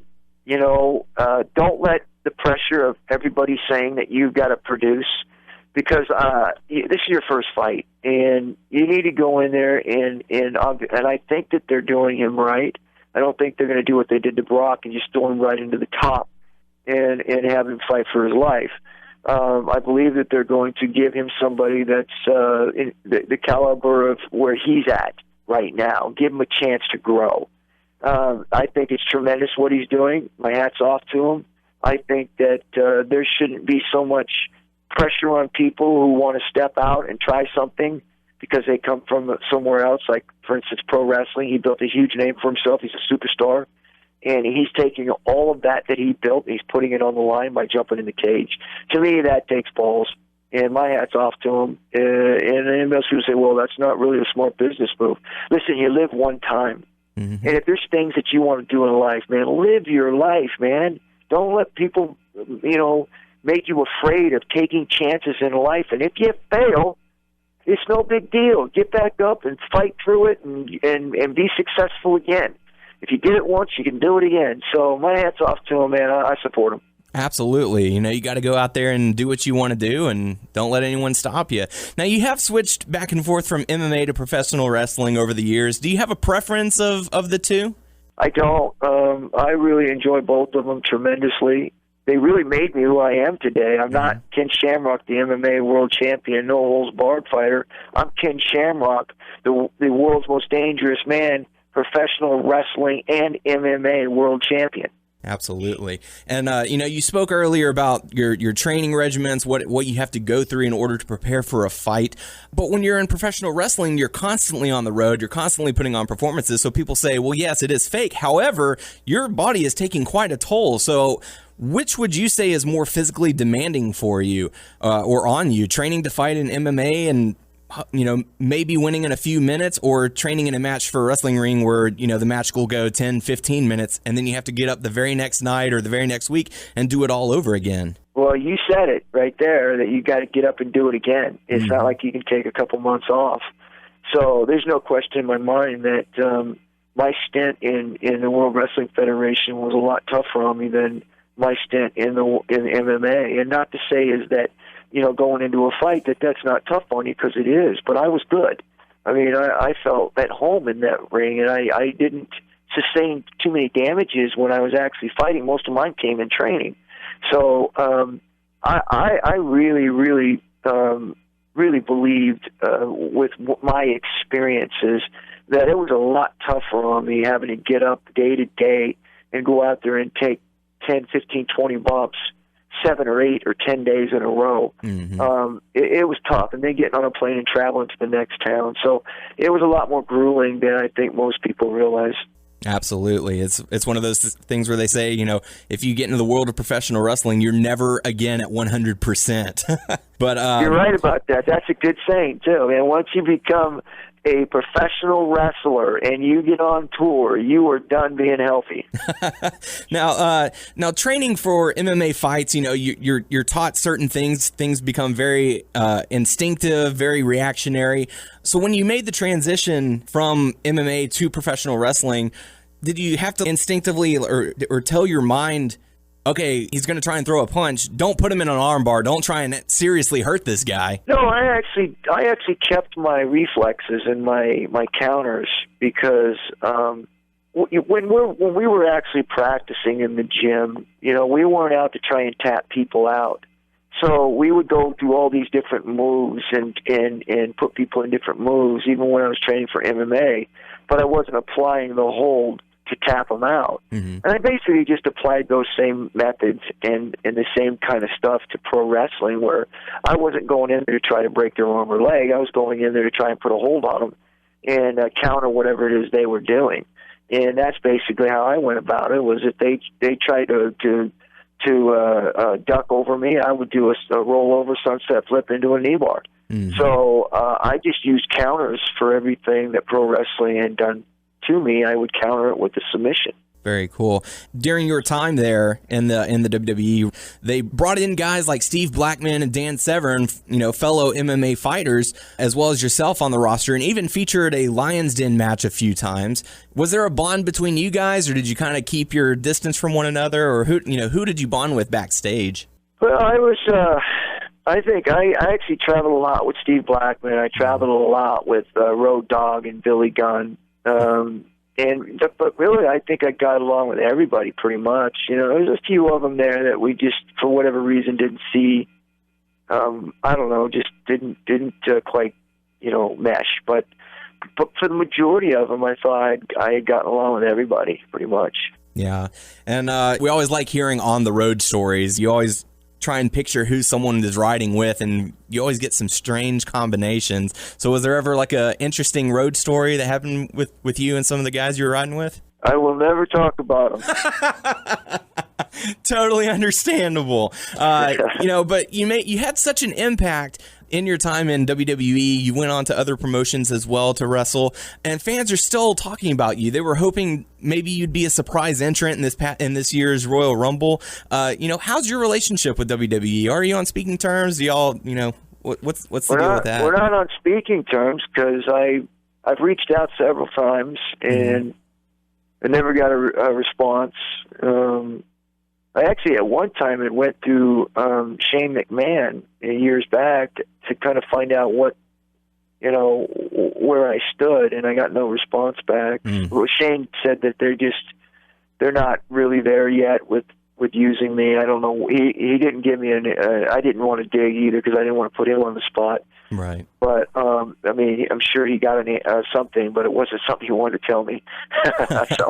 so I didn't want to press him. I didn't want to put him in the middle of it. So like I said, I don't know. I mean, I've seen so many guys go back there that have done some pretty horrible things, like even leaving the WWF and going to WCW, and they still came back. Yeah. And, in fact, some of them are practically running the company, and they jumped to WCW. Mm-hmm. So I'm not sure what I did, but no one's told me. I don't know. But the fans, as far as I know, and I hope I'm not wrong, but I think the majority of the fans want to see me back, and if that's the case, then why ain't I coming back? Absolutely. And, just in preparation for this interview, I went back and listened to your theme, and it got me pumped up. It was one of those lasting themes that people talked about during the Attitude Era, and it was really cool. Growing up, who would you say was one of the biggest influences in your life and in your fighting career?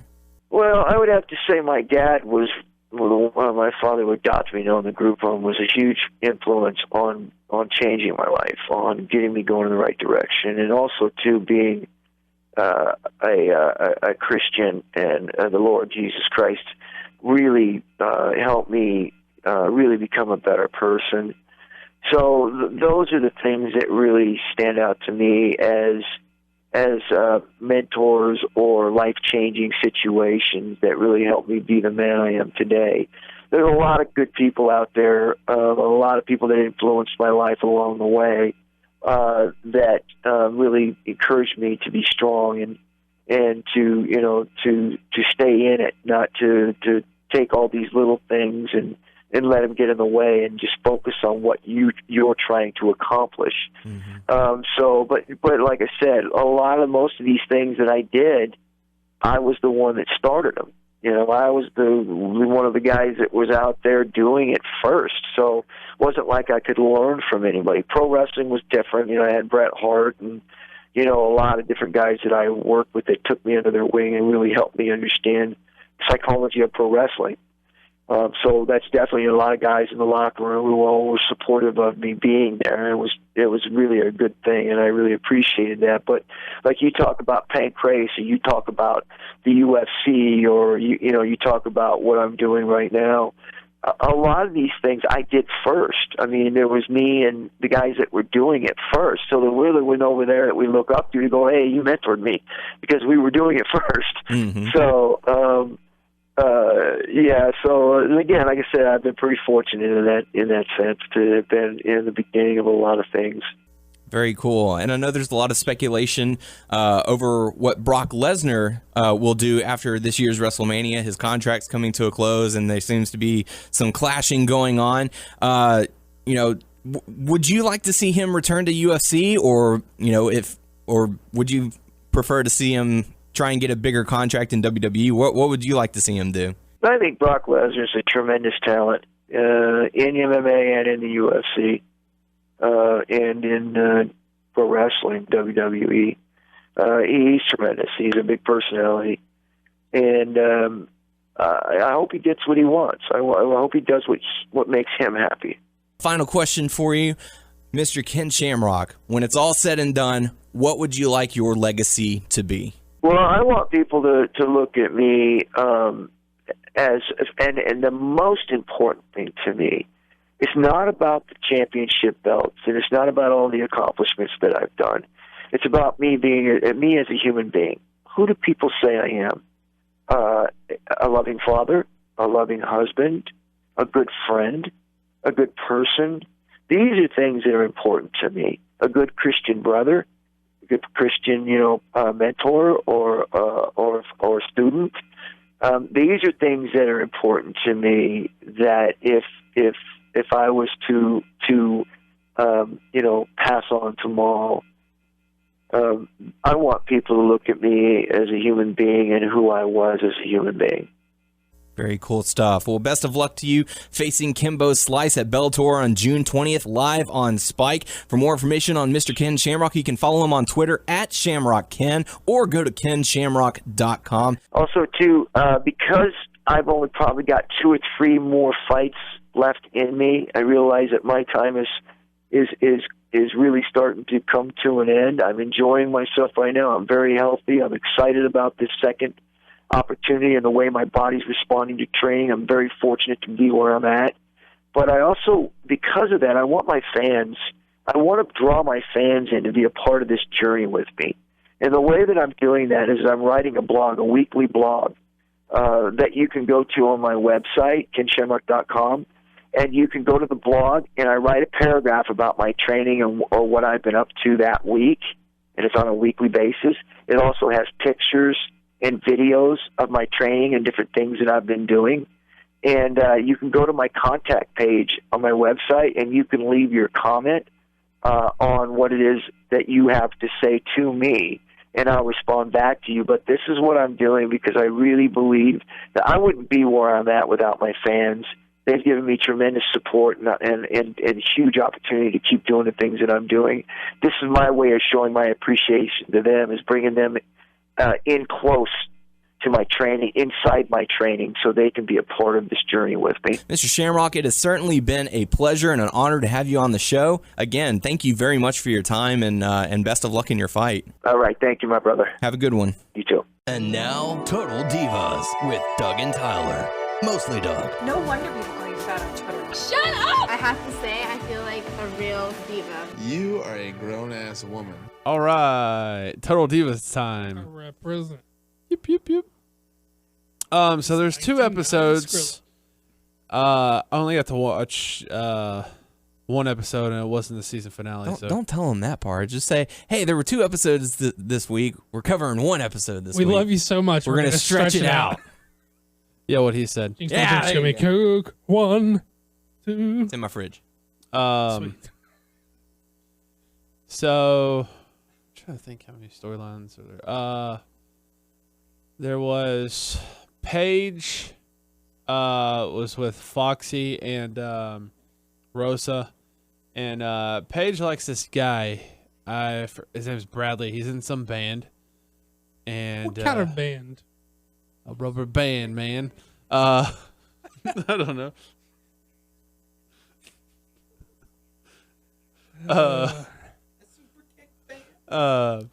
So they wanted to do this girls' weekend thing, but Paige invited that guy and his friend. And no, he was really nice, but she pretty much just like making it known that's just her fuck buddy.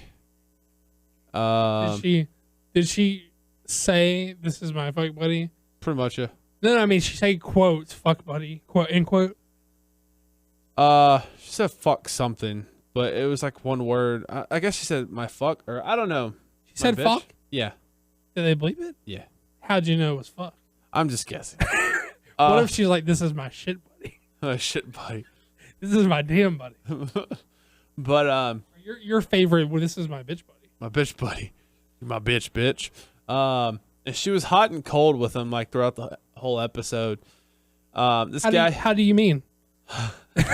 Yeah, in what ways? Was she like giving mixed signals? Yeah, well, she would like kiss on him and stuff like that. And she's like, this is the traffic signal for fuck buddies. Green light. Oh, red light. Green light. Oh, red light. Well, she would like. Have you ever played green light? Red light, green light. Could I be any more distracting to you right now? Red light. Yes. She would hug on him and kiss on him and different things like that. And can we acknowledge something before we go to this? No. Can we acknowledge that in the beginning, this segment was all about me saying it, and then you would always never get a chance to watch it. Now, even though the intro stays the same, I want to acknowledge that the dynamic is flipped, and you always watch it, and I always miss it. So I just wanted to give you your propers. Continue. Okay. There's other times where he would be around and she would just kind of ignore him and stuff like that, and just will tell him to fuck off. And again, are we saying fuck? Oh, this time I knew it was fuck off because it would go beep, and then she'll say off. So I don't know what else it'd be. Maybe she's saying, "Hey, jerk off." Like we're not having sex, you might as well jerk off. Jerk off, okay? Not here at the beach. Yeah, and then at the beach they met this random guy to take a picture because I guess that Bradley guy was on the beach with them, but he was somewhere else. And after he came back up, the other guy that was taking pictures with them, they're like, "Oh, why don't you come hang out with us?" And they're like just hanging and saying, "Oh, this Bradley is my fuck buddy." And then I think he didn't like that, so he walked off. So was he like emotionally invested and she ain't having it? Yeah. And then she riddle me this. Okay. What is her gimmick on this show? Like, is she like hard exterior, like you can't get inside or whatever? She will flirt with people and stuff like that, and she'll mess with people, but she don't really like show feelings of love maliciously, like it's a game for her, or she's your friend, but she likes to fuck with you. She wants to have sex, but she's not emotionally available, or she's just maliciously fucking with dudes, like haha, like, you know what I mean? You understand I just think distinction I'm trying to make? What turned out to happen though is pretty much like she likes guys, but she don't want to be in a relationship because she's been fucked over so many times and stuff, and she has commitment issues. Okay, yeah, fair enough. So, and because before that she said all that, she kind of just told that guy that, and she told him that you might as well just leave and stuff like that, and all this stuff that she said. She was talking to Foxy and Rosa about that, and they're like, "Can't believe you said that to him," because he was a nice guy, and he seems like a nice guy on the show. But right. He was about to leave, and she went to go talk to him after she talked to Rosa, and then she told her situation to him, and she wants to work on it, so they're gonna work on that situation. But apparently he's back in the season finale. So does he seem like he's gonna be? Excuse me. Does he seem like he's gonna be a recurring character, like background character going forward, like a Vinny or something? Yes, but in the previews of the season finale, something else happens again, and they look like they're arguing. Cliffhanger. Yeah. We'll save the cliffhanger for next week. And I will save for next week, like you just said. There's a little storyline with TJ and Natalia. Pretty much. Let me guess. Let me try and guess before you go into this. They're arguing about their marriage and their problems. They both come across like grade A assholes. Their cat's still ugly. How'd that do? No, you're almost right. Talk about the cats. The cats. It involves the cats directly? Yes. Okay. Well, first part, they were at Raw and they go into the guest room or whatever. This is the Raw with Grumpy Cat. Or is it Grumpy Cat? Oh, yeah. I do remember seeing so that. So they're taking pictures with Grumpy Cat and they're all super excited. Like, we love cats so much. And I wish people could see the emotion that you're doing like this. He's doing this. We love cats. We love cats, yeah. So we should bring back Tout just for that. So I didn't remember them saying this, but they said this later on that they did to the owner of Grumpy Cat. They wanted to work together, like their cat and Grumpy Cat. They do a collaboration. How can cats collaborate? I don't know. Are they gonna breed them and get like Grumpy Cat Jr. and Juniorettes? I don't fucking know, but like that's. Is Grumpy Cat a boy or a girl? Is their cat a boy or girl? I have no clue. See, I don't remember them saying Gizmo was that. a boy, but that's R.I.P. Poor one. Now that was the dead one. Yeah. What's the new one? I don't know. Hey, do you guys remember that time I tried to make a joke about? Remember when Grumpy Cat was actually on Raw that time? I tweeted at them and being like, I said something, and then I realized I mentioned the dead cat, and I was like, "Oh fuck!" And I had to delete the tweet because I had forgotten it. That was hilarious. Well, no, I mean it's not hilarious, but it was hilarious. It's hilarious that their cat died. No, it was What an hilarious that asshole. you. No. It's not hilarious that their cat died because I love cats. It was hilarious that you put that, then you forgot. Yeah, I had to delete it later. I was like, "Oh man, I come across like when they were talking to those people, they didn't. I don't remember them saying that they're gonna collaborate, but later on, randomly, like okay. Natalia's mom took the cats for some reason. I don't know why. I guess because they're on the road. Did they bring the cat to Raw? Their cat to Raw? No. But Natalia's mom showed up at their house or whatever. She was babysitting the cats or whatever, and they had them groomed or whatever. I don't know what the fuck they did to those cats because she said they went to the groom or whatever, but they got cut in some weird fucked up ways. Like bad Like haircut? it was like it looks like someone was cutting like their chest area or whatever. The cat, it looked like they didn't finish. Uh-huh. And then the other one got the lion look. Like it was all like the fur was gone, but they had the whole fur on the head still up, like for the cat. Now they were like, holy shit. They were pissed at the mom. They're like, and then they said that we were supposed to collaborate with Grumpy Cat. And it's like, I don't know if we can do that now. They're like, how long until the fur grows back out? And they're like, we're never going to collaborate now. I love the idea that they're like, oh, you fucked up our possible collab with Grumpy Cat by making our cat look stupid. A, that cat can't afford to look any more stupid. B, I love that they were distraught that they're like, oh no, you fucked up our one chance of collabing with Grumpy Cat. Our hopes and dreams. So that was pretty much it. That's fucking gold. They were pissed at the mom, and then they said no, they weren't pissed off, and then she left, and that was pretty much it. They were like, what the fuck? Because it was like the lion look was funny, and the other one looked like someone really fucked up, didn't finish cutting the cat. That's what it looked like. What, like a little? They had two cats. Like a tutu, sort of like it gets short on the top and it goes longer towards like a little dress. There was like, yeah, they cut those poodles, which are also ugly dogs, in those fucked up haircut patterns for poodles. It looks like some patches were cut, like on the stomach and somewhere. It was weird, and that was pretty much it. And now, I want to go back to the Paige and Rosa and them, all that stuff at the beginning of the storyline. Did they show anybody else with Grumpy Cat? No. The rest of the cast didn't? No. It was just them two. So when they started the storyline or whatever, and then when Paige was like, hey, we need to go on a girls trip or whatever, and she throws like some wax, or what's it called, wax strips, like y'all need a wax, so we're going to go on a trip, whatever. Rosa pulls down her pants automatically, and like she's in the bed. They like bleeped her vagina, and they're like both like just like waxing her straight up, like she's getting a DIY Brazilian wax.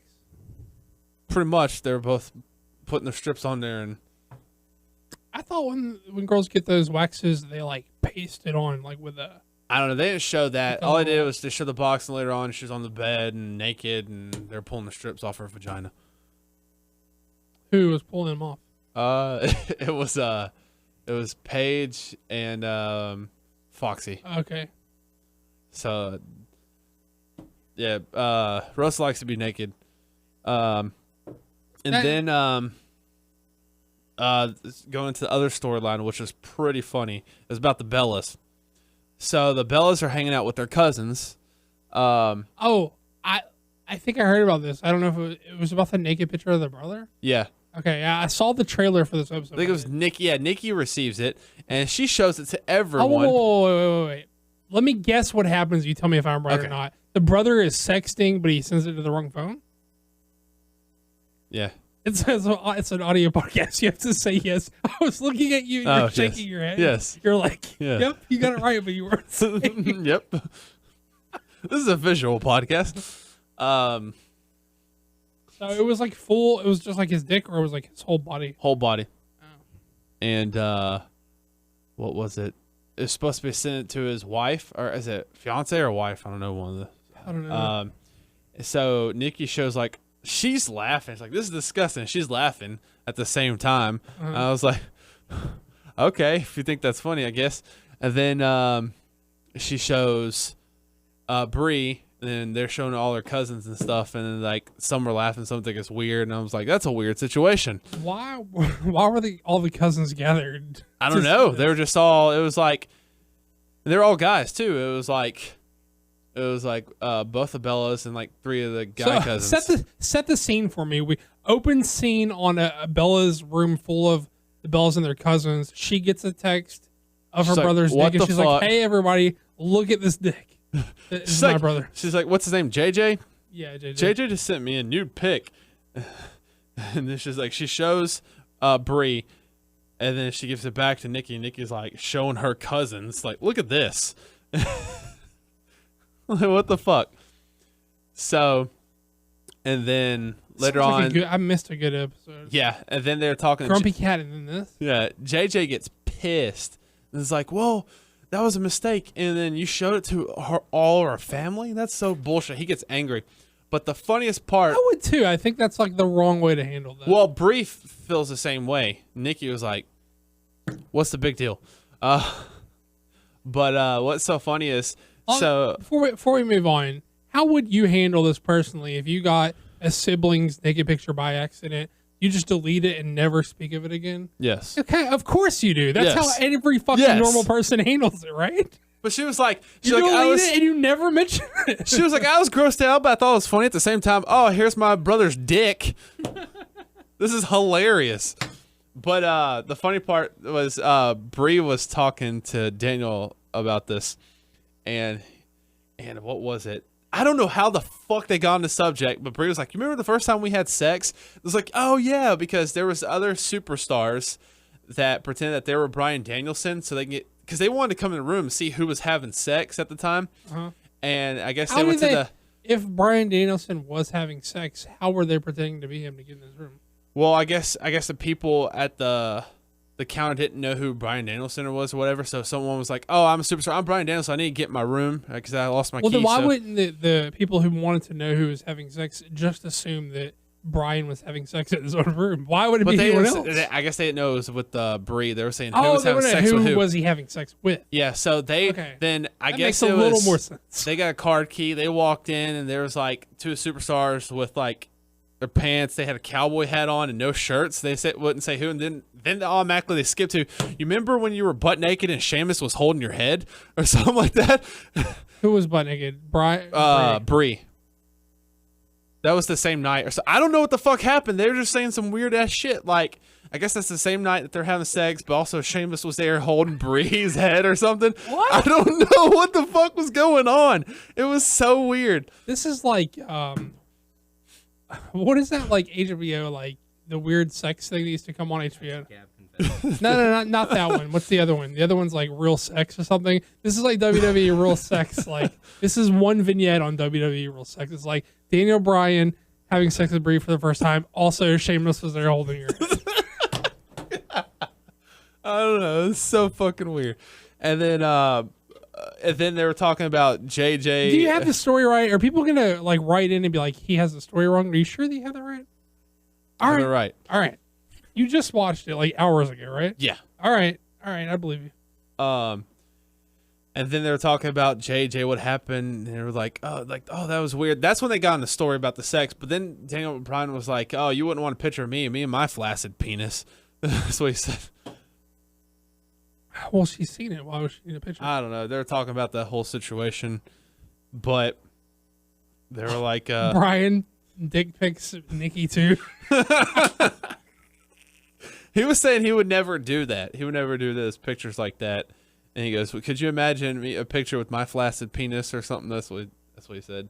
Well, I don't think that the point is to be flaccid. I think if you're he said flaccid. If you're sexting, it's probably going to be erect, right? Like, why would, I don't know. That's what he said. Right, I'll take.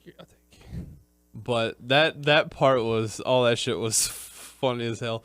But throughout the whole episode, it was just JJ finding out about that situation. He was pissed, and then he didn't forgive Nikki, and Nikki, because they talked to Nikki, and Nikki was like, "It was no big deal," and she's like, I was just trying to apologize, but I see no big deal in that. And he got pissed, and she walked off. Then later on Instagram, on Nikki's Instagram. JJ's naked picture showed up on Seth Rollins' Instagram.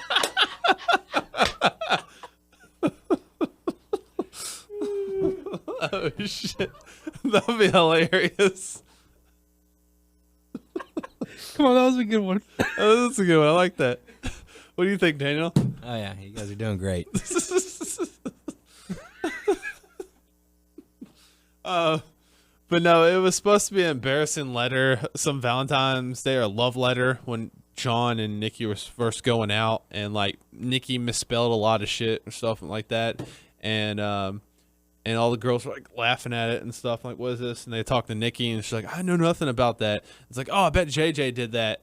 So Nikki was talking to Bree, and Bree was like, I did that. So you know how JJ feels and something like that. But she got pissed at her sister, and she's like, I'll get your back. And that was pretty much it. And they walked away in the sunset.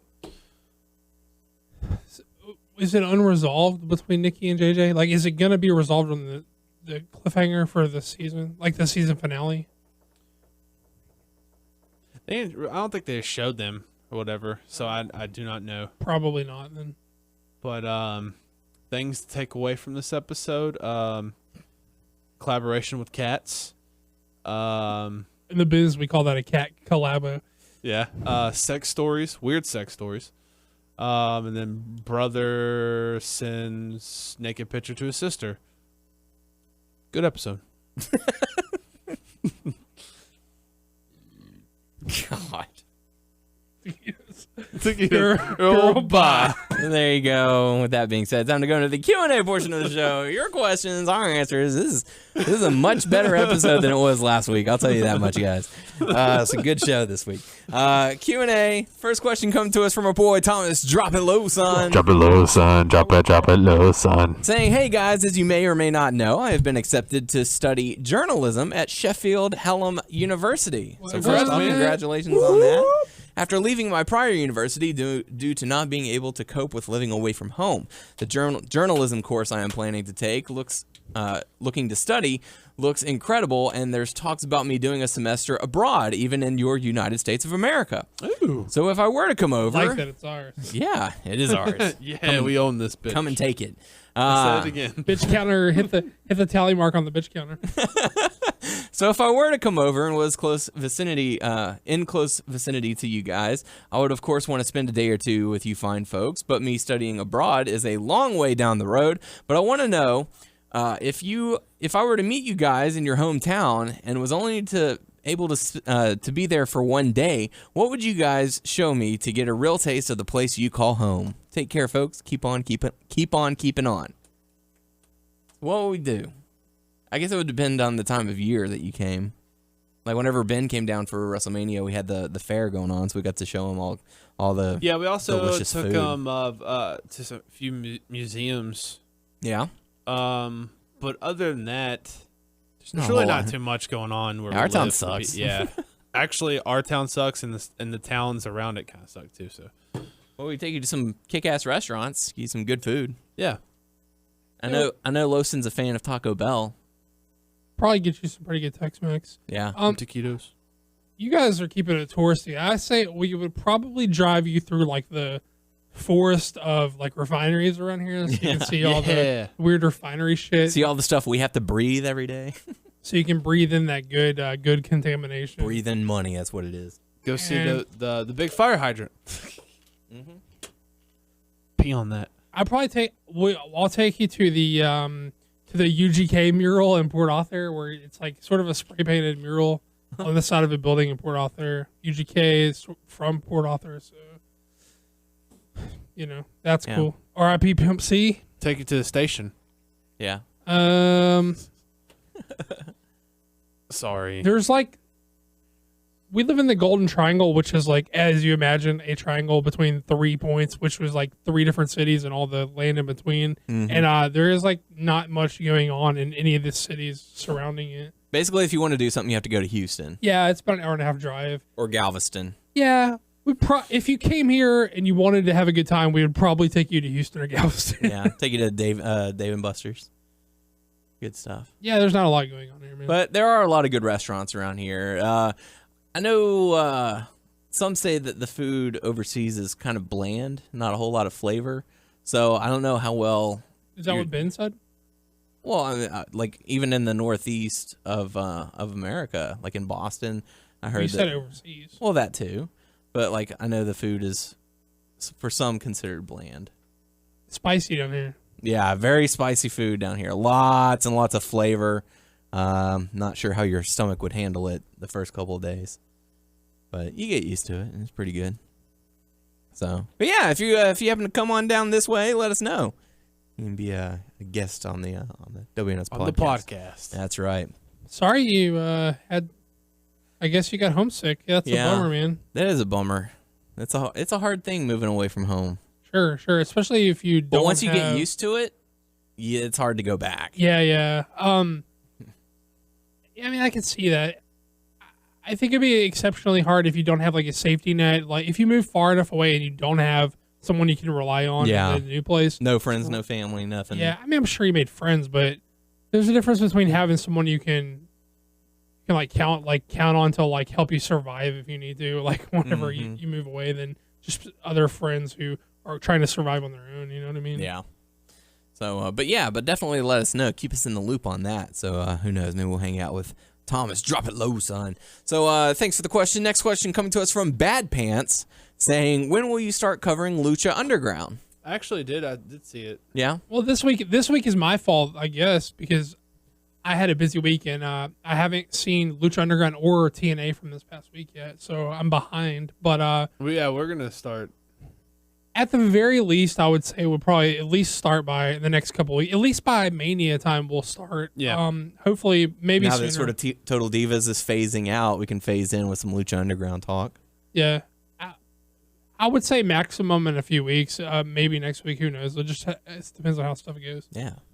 So there you go. So thanks for the question. Next question coming to us from Subs, saying, subs, guys. So with John Cena possibly winning the U.S. title and becoming the 16-time champion and tying with Flair, do you guys think that he would be a 17-time champion or ride off into the sunset as a 15-time champion and never get to 16? I personally think he deserves the 17th title. I think he deserves for all the hard work he put in his career. I'm a huge fan of the podcast and usually more excited about the podcast than I am about Raw. Well, thank you. Well, that's really sweet of you to say. We appreciate that. Thank you. Well, I think Cena's going to go past that just because, to be honest with you, when things don't go their way, it always reverts back to him with a title. Yeah. I don't know. I'm not sure if he thinks that the U.S. title is considered a World Heavyweight Championship count. Well, I think Flair's mini title. When they say world titles, I think they're including lesser belts other than the. I wouldn't. I don't think Flair has 16 world heavyweight titles. I think he has like X amount of world titles, a couple of tag titles, and a couple of. No, I wouldn't think that, because if that's the case, then Booker T is like the 39-time champion because he was. Yeah, but they branded it different. I'll Google it right now. And we'll find Yeah, it. I think it's what they consider the world title and the NWA title for Ric Flair, not like the secondary titles. Because I know Cena's held the U.S. title on more than one occasion. He's held the tag team titles on more than one occasion, but he's won the World Heavyweight Championship or the WWE Championship for a cumulation of 15 times. From WWE.com. Okay. Ric Flair's title history. Ric Flair's title history. Woo. Ric Flair is a 16-time world champion. Enough said, right? Well, in addition to that, Flair is also. It says WWE Championship 2 times, WCW Championship 6 times, NWA World Heavyweight 8. Yeah, that's 16. Yeah, okay. Yeah, you're right. Yeah. No, so it definitely means something different. Yeah. So, because I can't do math, as presented thoroughly in this show. Because the U.S. title and the Intercontinental title are considered secondary titles, so this wouldn't be a world championship reign. Well, they're considered world titles. They're just considered lesser world titles. Right, the secondary titles. But do I think that they would give him the title reign, the main belt, to tie and eventually surpass Flair, yeah, it could easily be done. The thing is here is, as much as history as Flair has with the company, WWE, John Cena is a product of the WWE. So if anyone's going to break that kind of a thing, they're going to give it to a WWE guy. Right. So, I mean, Cena's hasn't been anywhere else. And he's not going anywhere else. Yeah. So if they are going to do it, it would probably be Cena. He's their guy. And it would be hard to keep him out of the title picture for the next however many years his career has left. So, I mean, it's almost like, unless he retires in the next year or two, I mean, I see it tying and surpassing. It's hard to say. I mean, I can see it. I can see it either way. Yeah. So there you go. Thanks for the question. Final question coming to us from Flaccid PP, saying, "Good show, guys." Flaccid penis. No. Total Flaccid Divas. Flaccid PP, saying, "Good show, guys. Thanks for the advice. I will definitely take all of it into account. But my question this week has to do with what happened on SmackDown with Bryan and Stardust. What do you guys think of a match between the two to be put in the match and Goldust interfering? I really don't want to see them put Bryan in it, but what else would they do with him?" I think he's absolutely going in. The only other scenario I see is like what Daniel was saying, if Sheamus gets involved and they splinter that off. But other than that, I think Bryan's in the match. I think Stardust is in the match. It's really, really close to WrestleMania for Sheamus to come back. If he's gonna be back, I see him like Tyler. I can't see waiting 2 weeks, like bringing him back 2 weeks before WrestleMania just to set up a match. Like Tyler said, I assume that he would come back like in the 30-man, the Andre the Battle Memorial or the Raw after. I don't see the point in bringing him back 2 weeks before WrestleMania. So my assumption is that Bryan and Stardust are both going to be in the IC title match. How about you, Tyler? I don't know. I just all this stuff going on with them. I don't care to have a match between them two. Yeah. But I'm not big on Stardust. Yeah, I mean, it doesn't look like we're going to be seeing the Goldust Stardust feud. I don't know what they're going to do with Bryan. I mean, it's really up in the air at the moment. Give him but the title. Yeah, that would be nice. But yeah, I mean, we'll just have to see what they have planned, because it's too much up in the air right now. But we'll certainly like to thank everyone for contributing the questions. Make sure to submit your questions on our YouTube page. Don't do the plugs yet. Okay. Because I want to pimp the radio show. Pimp the radio show. We did it earlier, but I'm going to tell people what's on it so it may entice them to actually listen. Yeah. So this week on the radio show, which you can get through sportsradiobeaumont.com or the Sports Radio Beaumont app, which is free to download. Or if you live in Beaumont, you can turn it on the motherfucking radio. Yeah. This week we talked about Ring of Honor. We talked about NXT. We further talked about the whole Bill DeMont, A-Train, Jason Albert situation. Probably some other stuff too, huh? Yeah. More hot topics. Yeah, so there's different stuff on that show that's on this show. Yeah. And if you're a big fucking sweetheart like Victor, you're way off point today. No. Okay. I'll do it. Victor. If you're a big fucking sweetheart like Victor, you'll listen to both. Softy. Because we appreciate that shit. Yeah. Do it. Good stuff. So make sure to submit your questions on our YouTube page, WNS Video, our Facebook page, WNS Podcast. Check us out on WrestlingNewsSource.com, WrestlingNewsSource.com on Facebook. You can subscribe to us on iTunes by searching Wrestling News Source Podcast. We're also on Beyond Pod, Player.fm, and The Stitcher. Just search Wrestling News Source Podcast to find us. We're on Twitter at WNS Podcast. We're still on Twitter, Daniel, at WNS _ Daniel, Tyler _ Aber. Sorry about this show this week. I thought this was a phenomenal episode. Well, I don't know about you guys. I think it depends on how you see the product. Yeah. You either like taquitos or you don't. That's all this episode is. Hey, rolled chicken taco. If you don't like fucking taquitos, you can just quit listening to this show forever. You can just go sit next to the people who don't want Connor to be awarded. In my world, people who don't like taquitos are just as bad as the people who don't want Connor in the Hall of Fame. So there you go. Thanks for making it this far. We certainly appreciate it. So for the podcast crew, I am Dane O'Haron. I'm Tyler A. Bear. I'm Doug. And we will catch you all next week. A little bit of twang on there. Hear me?